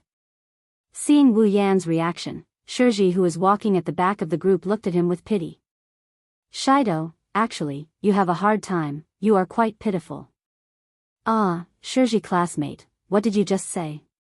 While Shiori was giving Wu Yan a pitiful look, Mikoto, who appeared next to Shiori, said something so frigidly that Shiori jumped in fright. With Shiori's relationship with Wu Yan and Ko, she naturally knows Meijio's true identity. When she thought about how the masked girl walking beside her is actually a super popular idol, Shiori couldn't help but feel a bit reserved. No. It's nothing. Oh. Meijio nodded casually, she didn't seem to care about what Shiji said. But soon, Meijio's bright voice entered Shiji's ears. Actually, I recently obtained some new tea leaves. I heard they can make delicious black tea. I wonder if Shiji classmate is interested in having a drink with me? Drink. Drink. Drink. Shiji felt a bit conflicted when she heard Meijio's tone. She sounded like a bad person trying to persuade a cute girl to drink. It's not that Shiji doesn't like black tea, it's not that she doesn't like Meijio. It's just that this isn't the first time Meijio invited her to drink tea. When she first met Meijio, Meijio already invited Shiji to her house to drink tea when she was free. At that time, Shiori wanted to agree, but the moment she was about to nod, Kurumi, Yejuya, and Shisien looked at her as if they were looking at a warrior who was about to embark on a path of no return. Shiori felt a chill in her heart. Even Shiori cast a strange look at Shiori, and vaguely distanced themselves from her. Shiji didn't know why Toka and Kurumi reacted that way, but her intuition told her that if she ignored them, she would end up in a miserable state. Shiji's intuition told her that this ending was very similar to the feeling she got from Tokichi Origami. So, Shiji perfunctorily rejected Meijio's invitation. However, Meijio didn't seem to have any intention of giving up. Along the way, Meijio invited Shiji to her house for tea for the umpteenth time. Shiji wanted to cry, but no tears came out. Wu Yan, who was walking in front of her, clearly saw this scene and was full of admiration for Shiji. As expected of the protagonist of the original work. Even if she's really feminine, she's still very popular with women. Not only does Tokichi Origami want to take her to forbidden places and do things to her, but even Meijio, who likes both men and women, has set her as her target. The difference is that Meijio's target range is wider. Unlike Tokichi Origami, who only targets Shiji Yuri, Meijio only targets Shiji Yuri, who has black and white twin ponytails.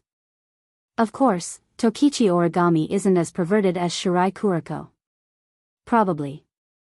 When he thought of Tokichi Origami, the numbness on Wu Yan's face faded away and was replaced by a frown. For some reason, when the name Tokichi Origami rose in Wu Yan's heart, a very impetuous feeling rose in his heart. This impetuous mood was exactly the same as the last time he met with Woodman and reached a consensus in the bathroom. It was the same impetuous mood that appeared for no reason. Could it be that the thing I neglected has something to do with Tokichi Origami? As this thought rose in his mind, Wu Yan realized that ever since he chatted with Tokichi Origami about her parents' murder, he didn't pay much attention to her. He almost ignored her. Given Tokichi Origami's personality and the hatred in her heart, she should still be in the process of searching for the murderer of her parents' murder, right? I wonder how her investigation is going. The more he thought about it, the more impetuous Wu Yan became. His frown deepened and he had a bad premonition. He had a feeling that something bad was about to happen. What's wrong? Kurumi noticed Wu Yan's frown and tilted her head with a smile. If there's something troubling you, you can share it with me. If there's something troubling you, you should talk about it, not share it. Wu Yan rolled his eyes at Kurumi and sighed. It's not really troubling, it's just that I'm a little confused. I see. Kurumi tapped her lips with her finger. Just as she was about to say something, Wu Yan suddenly stopped and focused his eyes. What's wrong? As Wu Yan stopped, the surrounding girls all stopped as well. They followed Wu Yan's gaze and looked forward. Then, a figure appeared in everyone's eyes. Everyone was startled when they saw the figure. Wu Yan narrowed his eyes. Tokichi Origami. Maybe she heard Wu Yan's call. Tokichi Origami slowly lifted her head from the crowd. Her eyes were filled with killing intent and hatred as she stared at Wu Yan and the others. Wu Yan and the others felt their hearts tighten. Chapter 1234. Her eyes were as cold as ice, revealing the killing intent and resentment in her heart.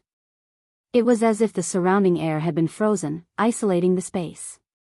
There were students from 10 high schools passing by, but at this moment, it was like only Wu Yan's group and Tobarama were left in this world.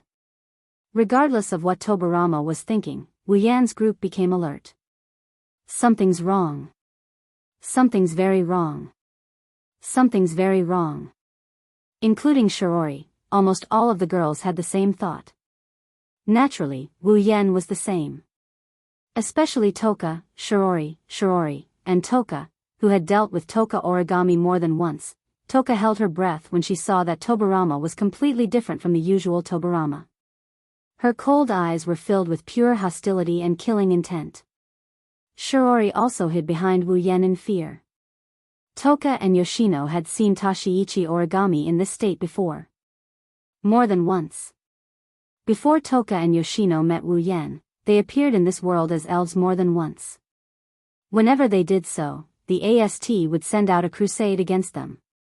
As a member of AST, Tobarama was a member of the group that attacked Toka and Shirori. At that time, Tobarama was in this state. She hated elves, killing elves was the only reason she lived in this world.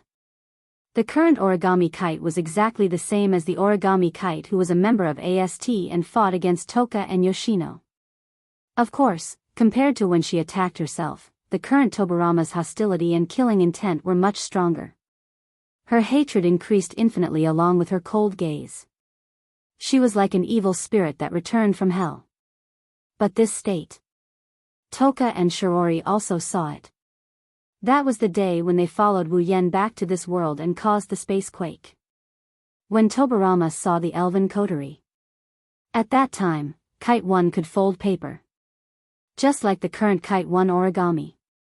They could completely overlap with each other.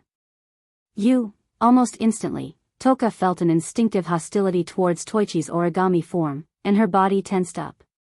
If it wasn't for the fact that his spiritual energy was sealed, he might have even used his angel to prepare for battle. What do you want?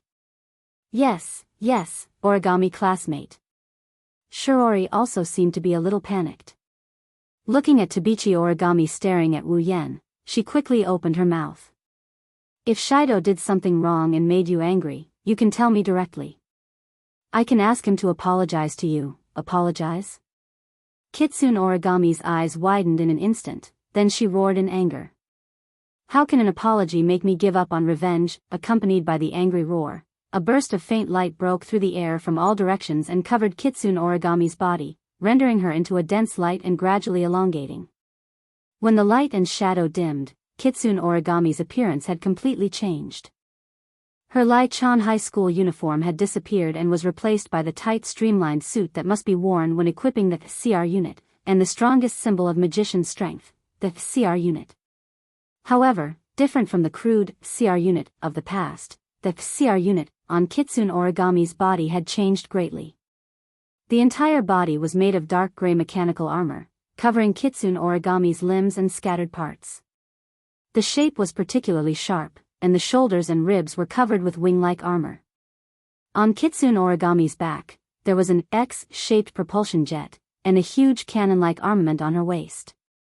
This was the CR unit on Kitsune Origami's body. What is that? On the street, the crowd who saw Kite's origami equipment with their own eyes could not help but widen their eyes. Their faces were filled with shock and bewilderment. This surreal scene had shocked all of them to the point that they were stunned on the spot. They had entered a state of stupefaction. Origami, classmate. Shiori was also shocked. Wu Yen, Kurumi, Toka, Yoshino, Yagoya, Yushien, and Mikoto were all in disbelief when they saw Kitsune Origami's CR unit in front of everyone. When they noticed the appearance of the CR unit on her body, their disbelief was replaced by shock.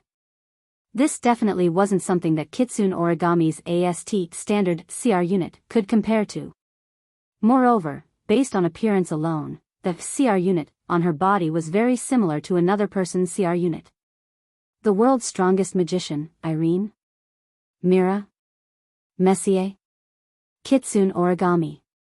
Wu Yen stared at Kitsune Origami and said in a deep voice. Could it be that you and Dem? However, Kitsune Origami didn't wait for Wu Yen to finish his sentence. The CR unit on her body glowed with a bright green light. It rapidly expanded and hit everyone present. In an instant, all of the normal people present were covered by the Tori, including Shiori. Before anyone could react, Kitsune Origami extended her right hand forward. The equipment on her waist quickly expanded and turned into a heavy cannon. She held it in her hand and pointed it at Wu Yen. Wu Yan's expression changed. He quickly undid the seals on all of the elf girls present. At the same time, Kitsune Origami pulled the trigger on the cannon in her hand without any hesitation. A dazzling light filled every corner of the area. A huge magical beam pierced through the air and slammed into Wu Yen at an unimaginable speed. Bang! A deafening explosion echoed throughout the square. Smoke and fire were stirred up. The powerful shockwave spread in all directions. All of the bystanders in the Tori were sent flying and all of the stalls were knocked down. It's not hard to imagine that if Kitsune Origami didn't cover the normal people present with her Tori, that attack would have killed at least 20 to 30% of the people present. Ah! Looking at the smoke and fire that permeated the scene, the crowd who realized what kind of state they were in just now screamed in horror and fled in all directions as if their lives depended on it. It was only after they had fled for a certain distance that the Tori on them disappeared. What? What happened? That was a loud noise. Look over there. There's smoke. Could it be that there's a gas explosion somewhere? With this piercing scream as the source, the Heavenly Palace Square suddenly became a mess. The crowd, who did not know what was going on, looked in the direction of the smoke and fire in surprise. Some of the more curious ones even moved in this direction. In the center of the smoke and fire, there was a hole at least 2 meters deep and 5 meters wide. There was a straight line between the hole and Kitsune Origami, proving that what happened just now was not a dream.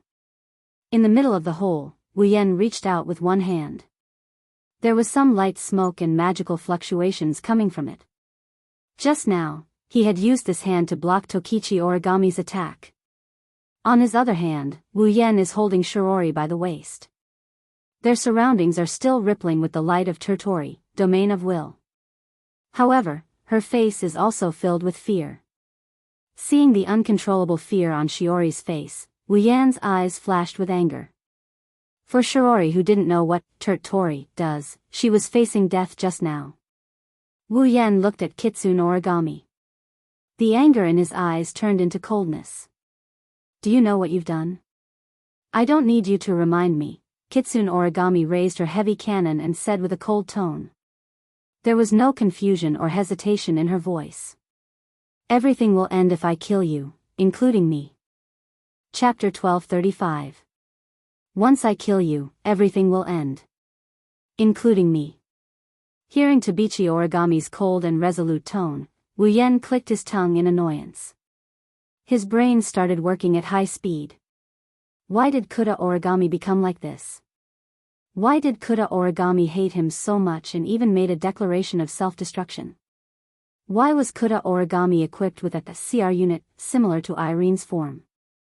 Why did Kyuchi Origami's strength seem to have increased so much that it was comparable to an elf? These 4 questions flashed through Wu Yan's mind.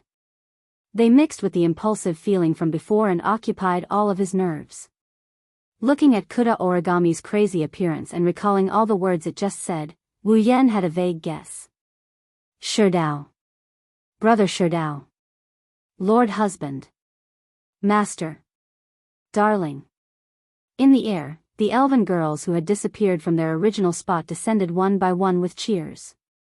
They had all changed into colorful spiritual equipment of different styles. Toka even held her own angel in her hand, the great sword Sandalphon, and pointed it at Tokichi Origami from afar. Kuda Origami. How dare you hurt Sherdao? The elven girls also looked at Tokichi Origami with vigilance and anger in their eyes. You bastard. For harming my lord, you shall pay for your sins with your life. Angry, because your actions are enough to treat you as an enemy. You want to hurt my darling? I will never agree. However, Kuda Origami's expression didn't change in the face of the elven girl's questions. It glanced at all of the elven girls present. Princess. Nightmare. Hermit. Berserker. Diva. Song girl. Its originally cold eyes became even colder as it spoke.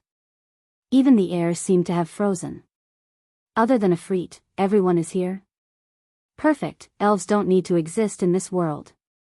There was no reason for it to exist. It would be best if I could kill him myself. Era. Beside him, Kwang San covered her mouth and laughed. Her eyes were filled with cruelty. Did your confidence increase to this extent just because you got something from them?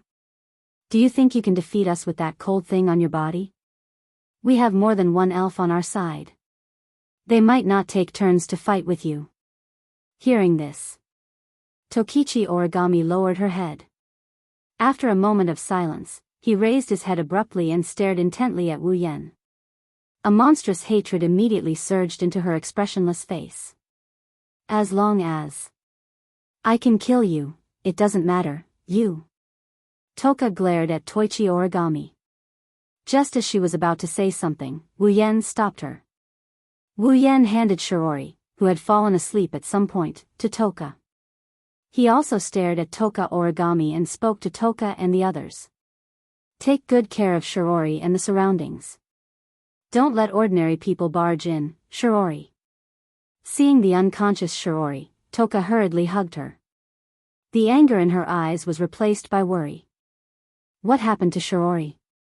Don't worry, I just used a hypnotic magic on her and erased her memory. Wu Yan replied without turning his head. Kotori tried her best to keep Shiori out of the mess between the elves and magicians. It's best if Shiori doesn't know about what happened today.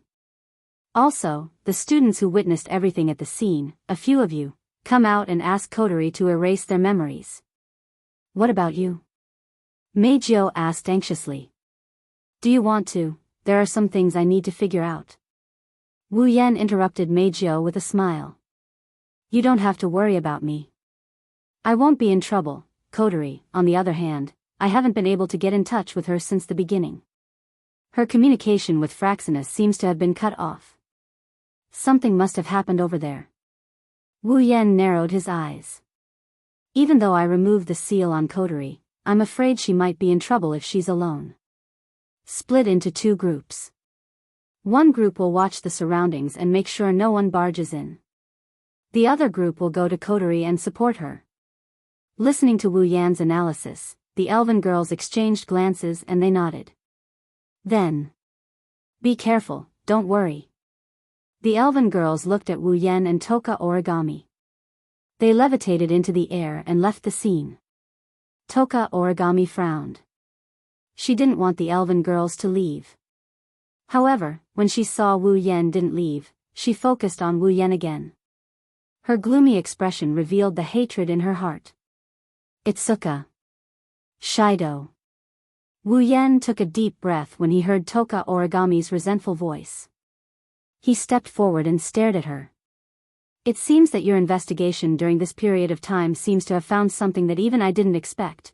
Tabichi Origami's undisguised hatred, her murderous tone, and the CR unit on her body that is definitely the handiwork of the Dem are telling Wu Yan that things are about to get troublesome. Considering his understanding of Tabichi Origami and the fact that he always blurted out the word revenge, Wu Yan could more or less guess the cause of this. You think I'm the one who killed your parents? Think? Toka Origami bit her lips. She roared at Wu Yan with a hoarse voice. I don't think so. You killed my parents. I don't know how you came up with such a conclusion. I really want to clear my name, but looking at you right now, I don't think anything I say will change your mind. You won't listen to me anyway.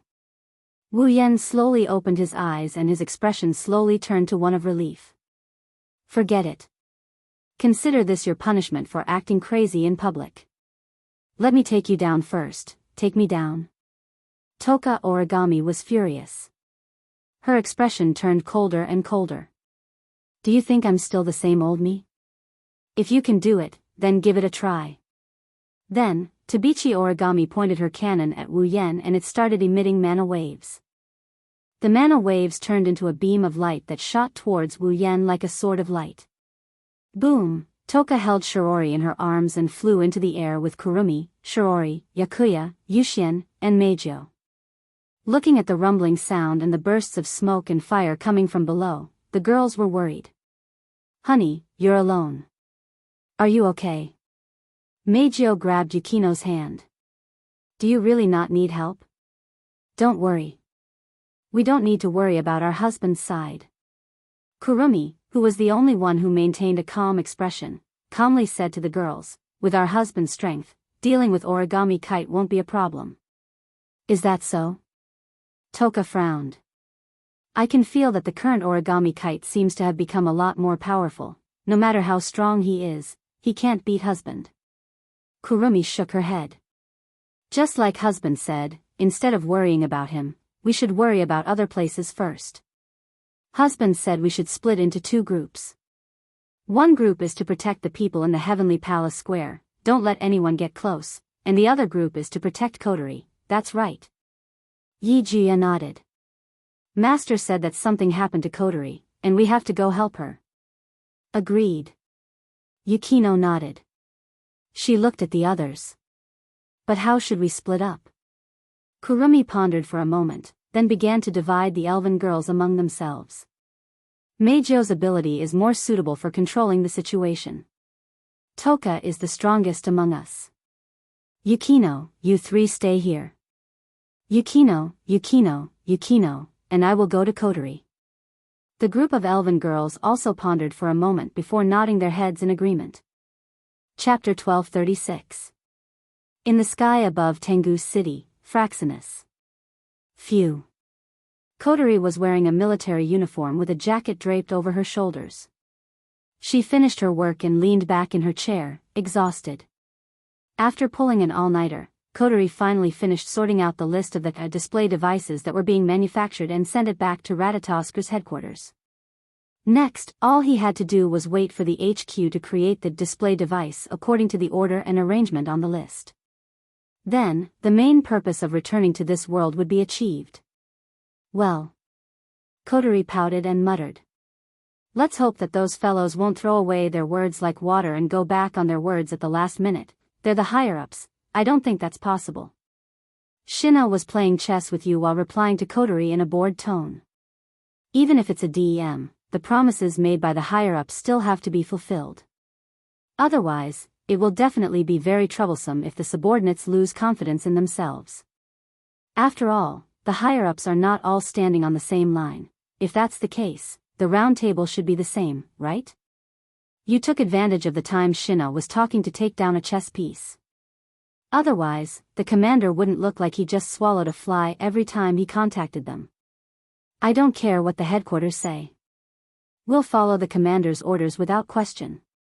Kanazuki Kyuhei jumped up and down as if he was on steroids. The members of Ratatoskra are gathered because of the commander. Ratatoskra is what we are today because of the commander.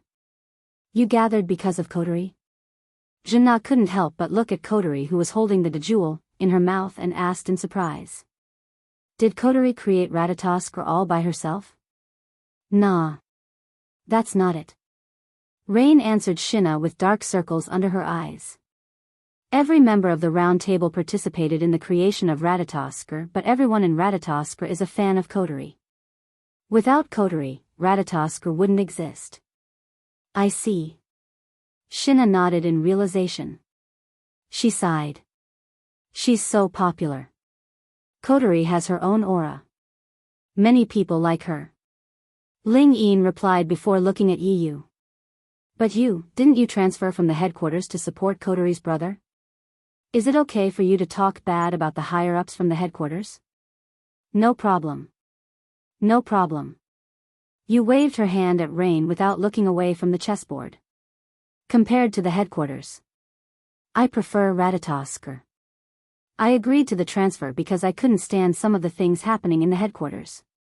I like Ratatoskra. The leader's not only strong, but he's also very friendly. Moreover, his affinity is very high. I am very willing to follow him. If he wants me to go back now, I might not go back. No matter which organization it is, and no matter whether their intentions are good or bad, as long as they have a bit of power, infighting is inevitable, Jina said in a mature tone. I didn't expect you to be a member of the headquarters, you. When the higher-ups heard that there's a person in Ratatoskra who possesses a magical item that can seal the spiritual power of elves and has a power that's comparable to the elves, they all came up with a wicked idea. Not only did they ask me to help, but they also asked me to keep an eye on him. Night Moon did not hide anything and directly betrayed her former superiors. Now, I don't contact them anymore. They've probably forgotten about me. I wish they would forget about me. Kotori pursed her lips again on the platform. They've been coming here all day to ask about the sealed elves' current situation, yet they never ask about the seals. Instead, they're constantly asking questions about the elves' powers and conditions before the seals, and they even want to invite the elves to meet them. Do they think that no one knows what they're doing? I must tell on them at the round table conference next time. Ratatoskra's members laughed kindly when they heard Kotori's complaint. At this moment, a red warning light flashed on the big screen in the command room, and a sharp alarm echoed throughout the command room. What's going on? Kotori furrowed her brows. What's going on? Commander. A member of Ratatoskra tapped on the keyboard of the instrument in front of him swiftly and reported in astonishment. There's a powerful magic reaction near the fairies in the Sky Palace Square. There's a magic reaction near the fairies? Everyone present was shocked. They stopped what they were doing and stood up. Kotori hurriedly gave the order. Show me the captured images. Yes, Commander. Suddenly, there was a sound of typing on the keyboard in the command room. As the sound rang out, the big screen in the command room instantly reflected the scene in the Heavenly Palace Square. Then, the crowd saw something. In a corner of the Heavenly Palace Square, thick flames and smoke were rising, and explosions were happening one after another. One by one, people ran out of the Heavenly Palace Square in a panic. It was a mess. At the corner of the battlefield, Tabichi Origami, who is wearing Pandaragon's sister mech, Mordred, fired her cannons at Wu Yen, who is holding up a magic barrier. Tabichi Origami? Kotori looked at the screen in shock. Why is she equipped with that thing? Why is she attacking Oniai-chan? Is that really AST's Tabichi Origami? Ling Yin exclaimed as she looked at the numbers displayed on the screen below the commander's desk. What a shocking number.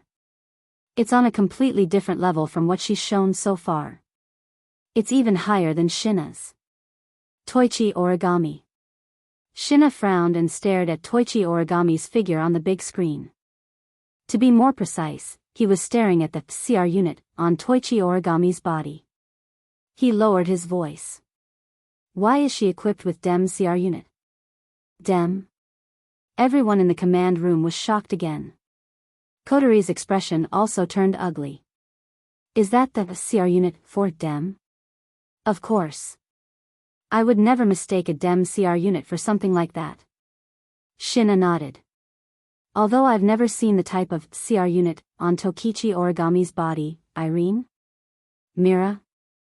Mether's special CR unit is very similar to this one. It's definitely the work of the DEM. That's right. We have nothing to do with Origami Kyuichi. Her excellent CR unit is not something that AST can provide. Other than the DEM providing it, there is no other possibility. But why did she attack brother? Kotori couldn't figure out the reason. She shook her head and didn't care about it anymore. She didn't know what happened between DEM and Tabichi Origami. She also didn't know what happened between Tabichi Origami and her Oniai-chan. However, she was fighting Oniai-chan. Since that's the case, Tabichi Origami is the enemy. Kotori waved her hand. Start the engines. Full speed ahead. Target, 15,000 meters above Heavenly Palace Square. Yes, the members of Ratatosk responded in unison. They began to operate the Fraxinus. The originally faint engine sound gradually became louder and louder. They turned the ship towards the direction of the Heavenly Palace Square. Suddenly, boom! A sudden shockwave spread across the entire Fraxinus and hit the command room. The sudden impact caused everyone in the command room to lose their balance. They staggered to their feet and cried out in alarm. Kotori held onto the armrest of the command deck in time and shouted to the people below. What's going on now?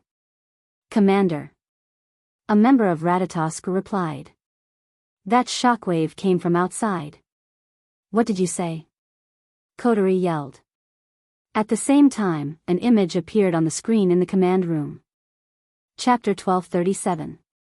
Black dots appeared on the screen of Fraxinus like a swarm of locusts.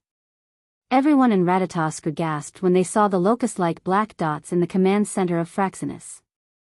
That was because those black dots were all people. A group of magicians, equipped with advanced CR units, levitated in the air with the help of propellers, and aimed at Fraxinus with powerful weapons in their hands. This formation, this posture, in the command room, Shinya looked at the magicians on the big screen expressionlessly, and a glint flashed in his eyes. How nostalgic. Tisk. Kotori clenched her teeth. DEM, huh? I can't believe they came to us at this time. They're as cunning as ever. Tabichi Origami is fighting Wu Yen with the DEM CR unit. Of all the times the DEM arrived, even if Kotori is an idiot, she can guess the relationship between the two. However, Kotori didn't understand why DEM wanted to find Ratatosk. Was it purely to destroy the enemy's airship? That might be the case, but Kotori had a feeling. DEM's goal was definitely not that simple. After all, DEM's branch company had been destroyed, and it wasn't easy to provide support to the magicians of DEM and repair, update, and equip them with equipment. Under such circumstances, it wasn't unreasonable for the magicians of DEM to gather together and come looking for them. However, it was also because of this. This proved that DEM's goal wasn't simple. It wasn't as simple as destroying a mere airship. On top of that, Fraxinus was able to blend into the surroundings by manipulating the Tori to create an invisible camouflage. It wouldn't be discovered. They wanted the camouflage to work. They had to keep Fraxinus in a stationary state. Once it sailed, the surroundings would distort and it would be discovered. However, it was obviously impossible for the DEM formation to rely on this to discover it. Fraxinus was attacked from the outside. That attack must have been done by the magicians of the DEM. If they wanted to attack a flying ship, the magicians of the DEM would have to focus all their firepower and attack together. However, as soon as Fraxinus turned the ship around, the attack came. It was obvious that the magician knew the location of Fraxinus from the very beginning. This also proved that the DEM was coming for them. Tabichi Origami was probably just a trap to stall Wu Yan and the others. At this thought, Kotori slapped the armrest of the platform in frustration. At this moment, a series of sirens sounded in the command room, which almost ignited her anger. What's going on this time? This. A member of Ratatoskr who was in charge of alarms smiled bitterly. There's a message. It's a message from Dem. A message? Shina, Yeue, and the others immediately turned to Kotori. Kotori also frowned in surprise and waved her hand. Connect it. Yes, ma'am. At the same time, a window popped up on the big screen in the command room.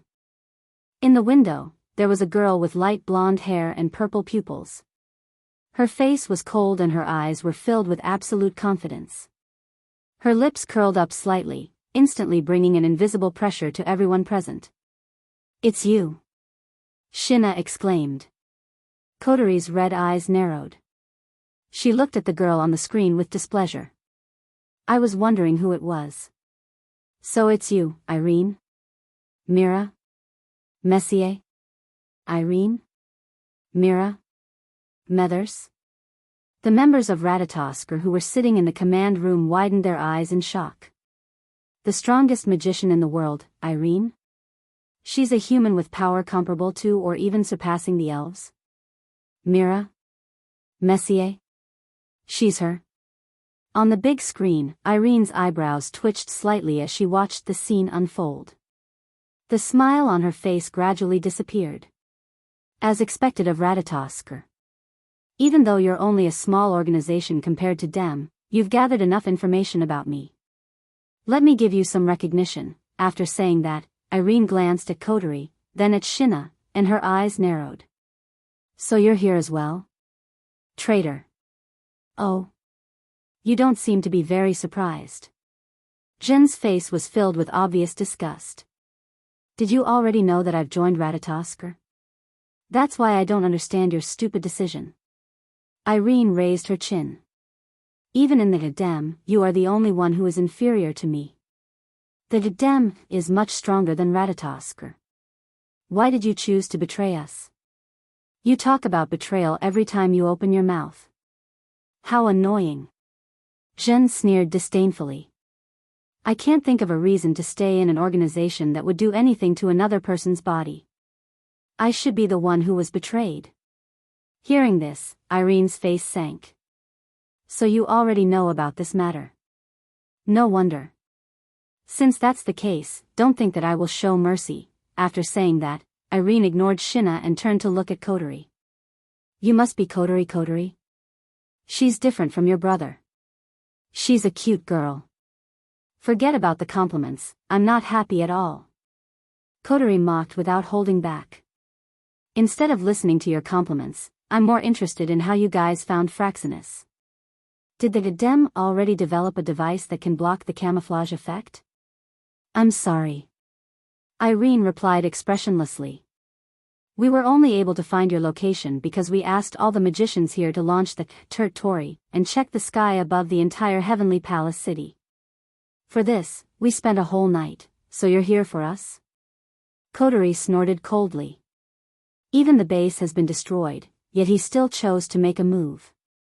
Will Scott isn't a very rational person, I just seized a rare opportunity. This time, Irene's expression turned cold. If you didn't have airships, you wouldn't have needed to send out so many people to deal with Ratatoskr who doesn't have Itsuka. Saying this, Irene glanced at Shina. Or do you think you can defeat me with the words of that traitor?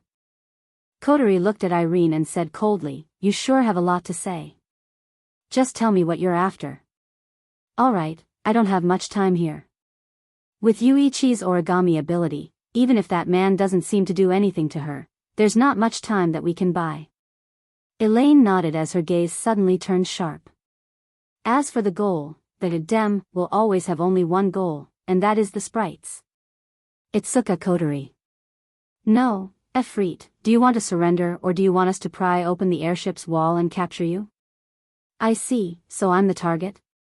Kotori closed her eyes and took a deep breath. She turned around and walked down the platform. Commander, what are you doing? Seeing this, everyone was shocked. Yi Yu even stepped forward. Are you? Don't worry, I won't surrender. Kotori waved her hand and turned around with a sinister smile on her face. Kotori raised her head slightly, and a trace of scorching light flashed in her eyes, causing everyone to be stunned. However, we need to teach that arrogant woman a lesson. Otherwise, she'll really think she's the strongest in the world. After saying that, Kotori left the command room.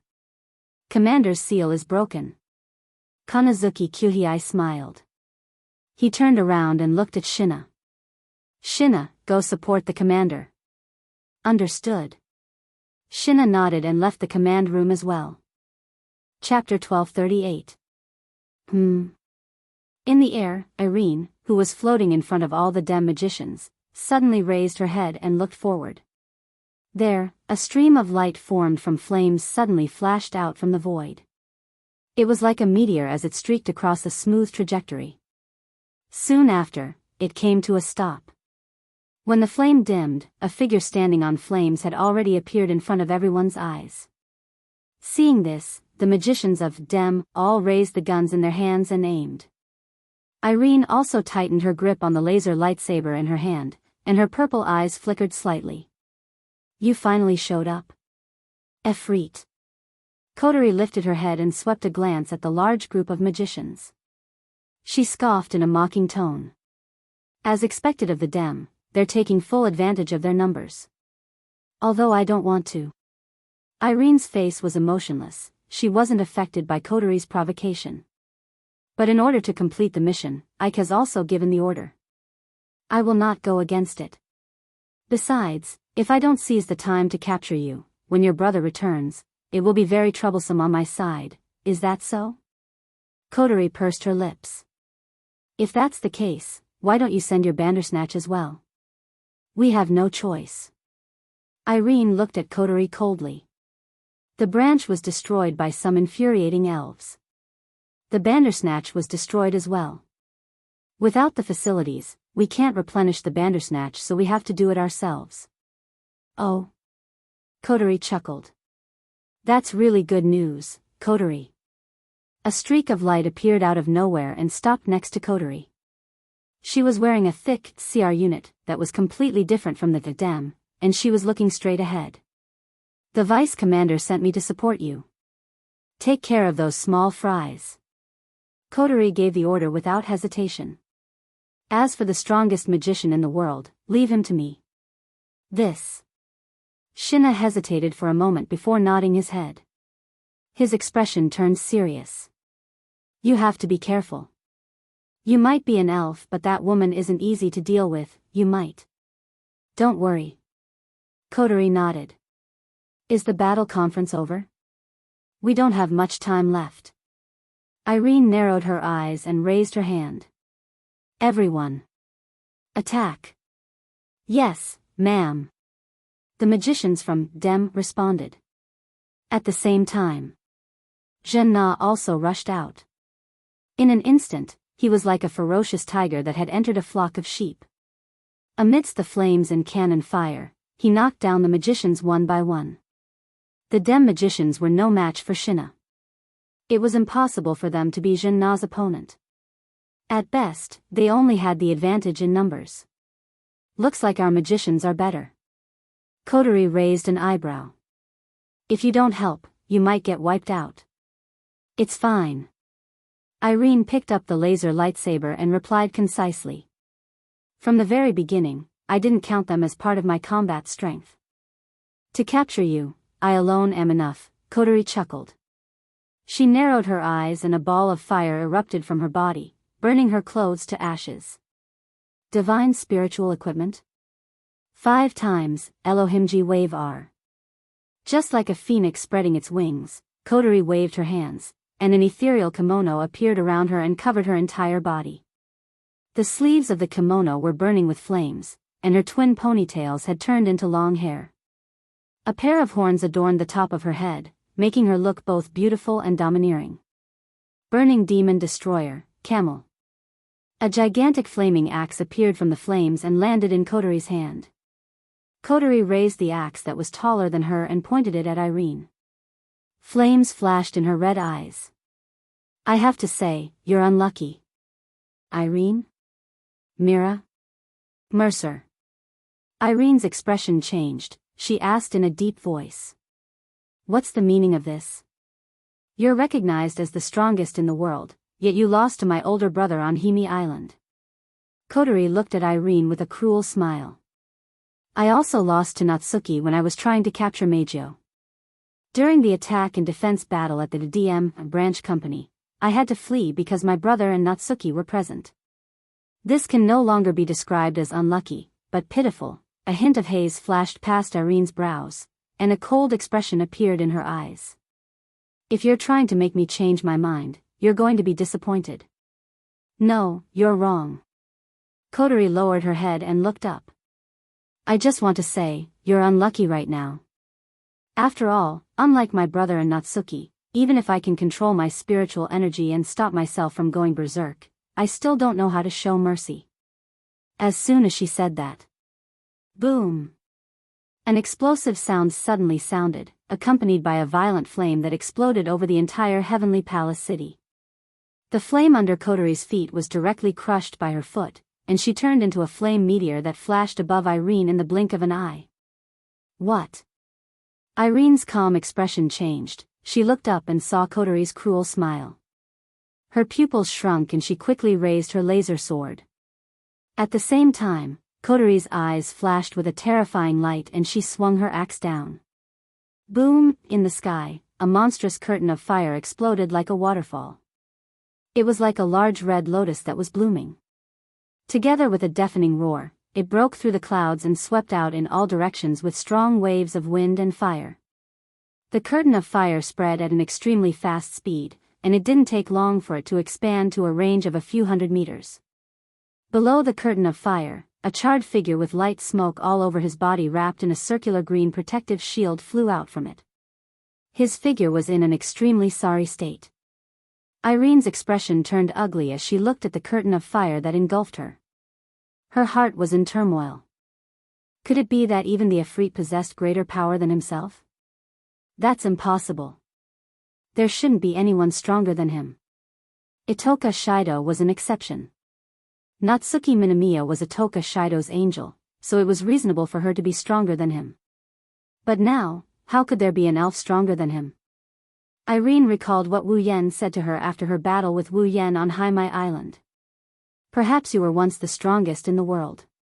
But now, in this world, although there are less than 5 existences who can defeat you, there are indeed some who can. You are no longer the strongest in the world. Irene's heart shuddered at this thought and her expression turned even uglier. Damn it. As she flew downwards, she stretched out her hand. The next moment, a heavy cannon extended from under her armpit and was held in her hand. Pierce through.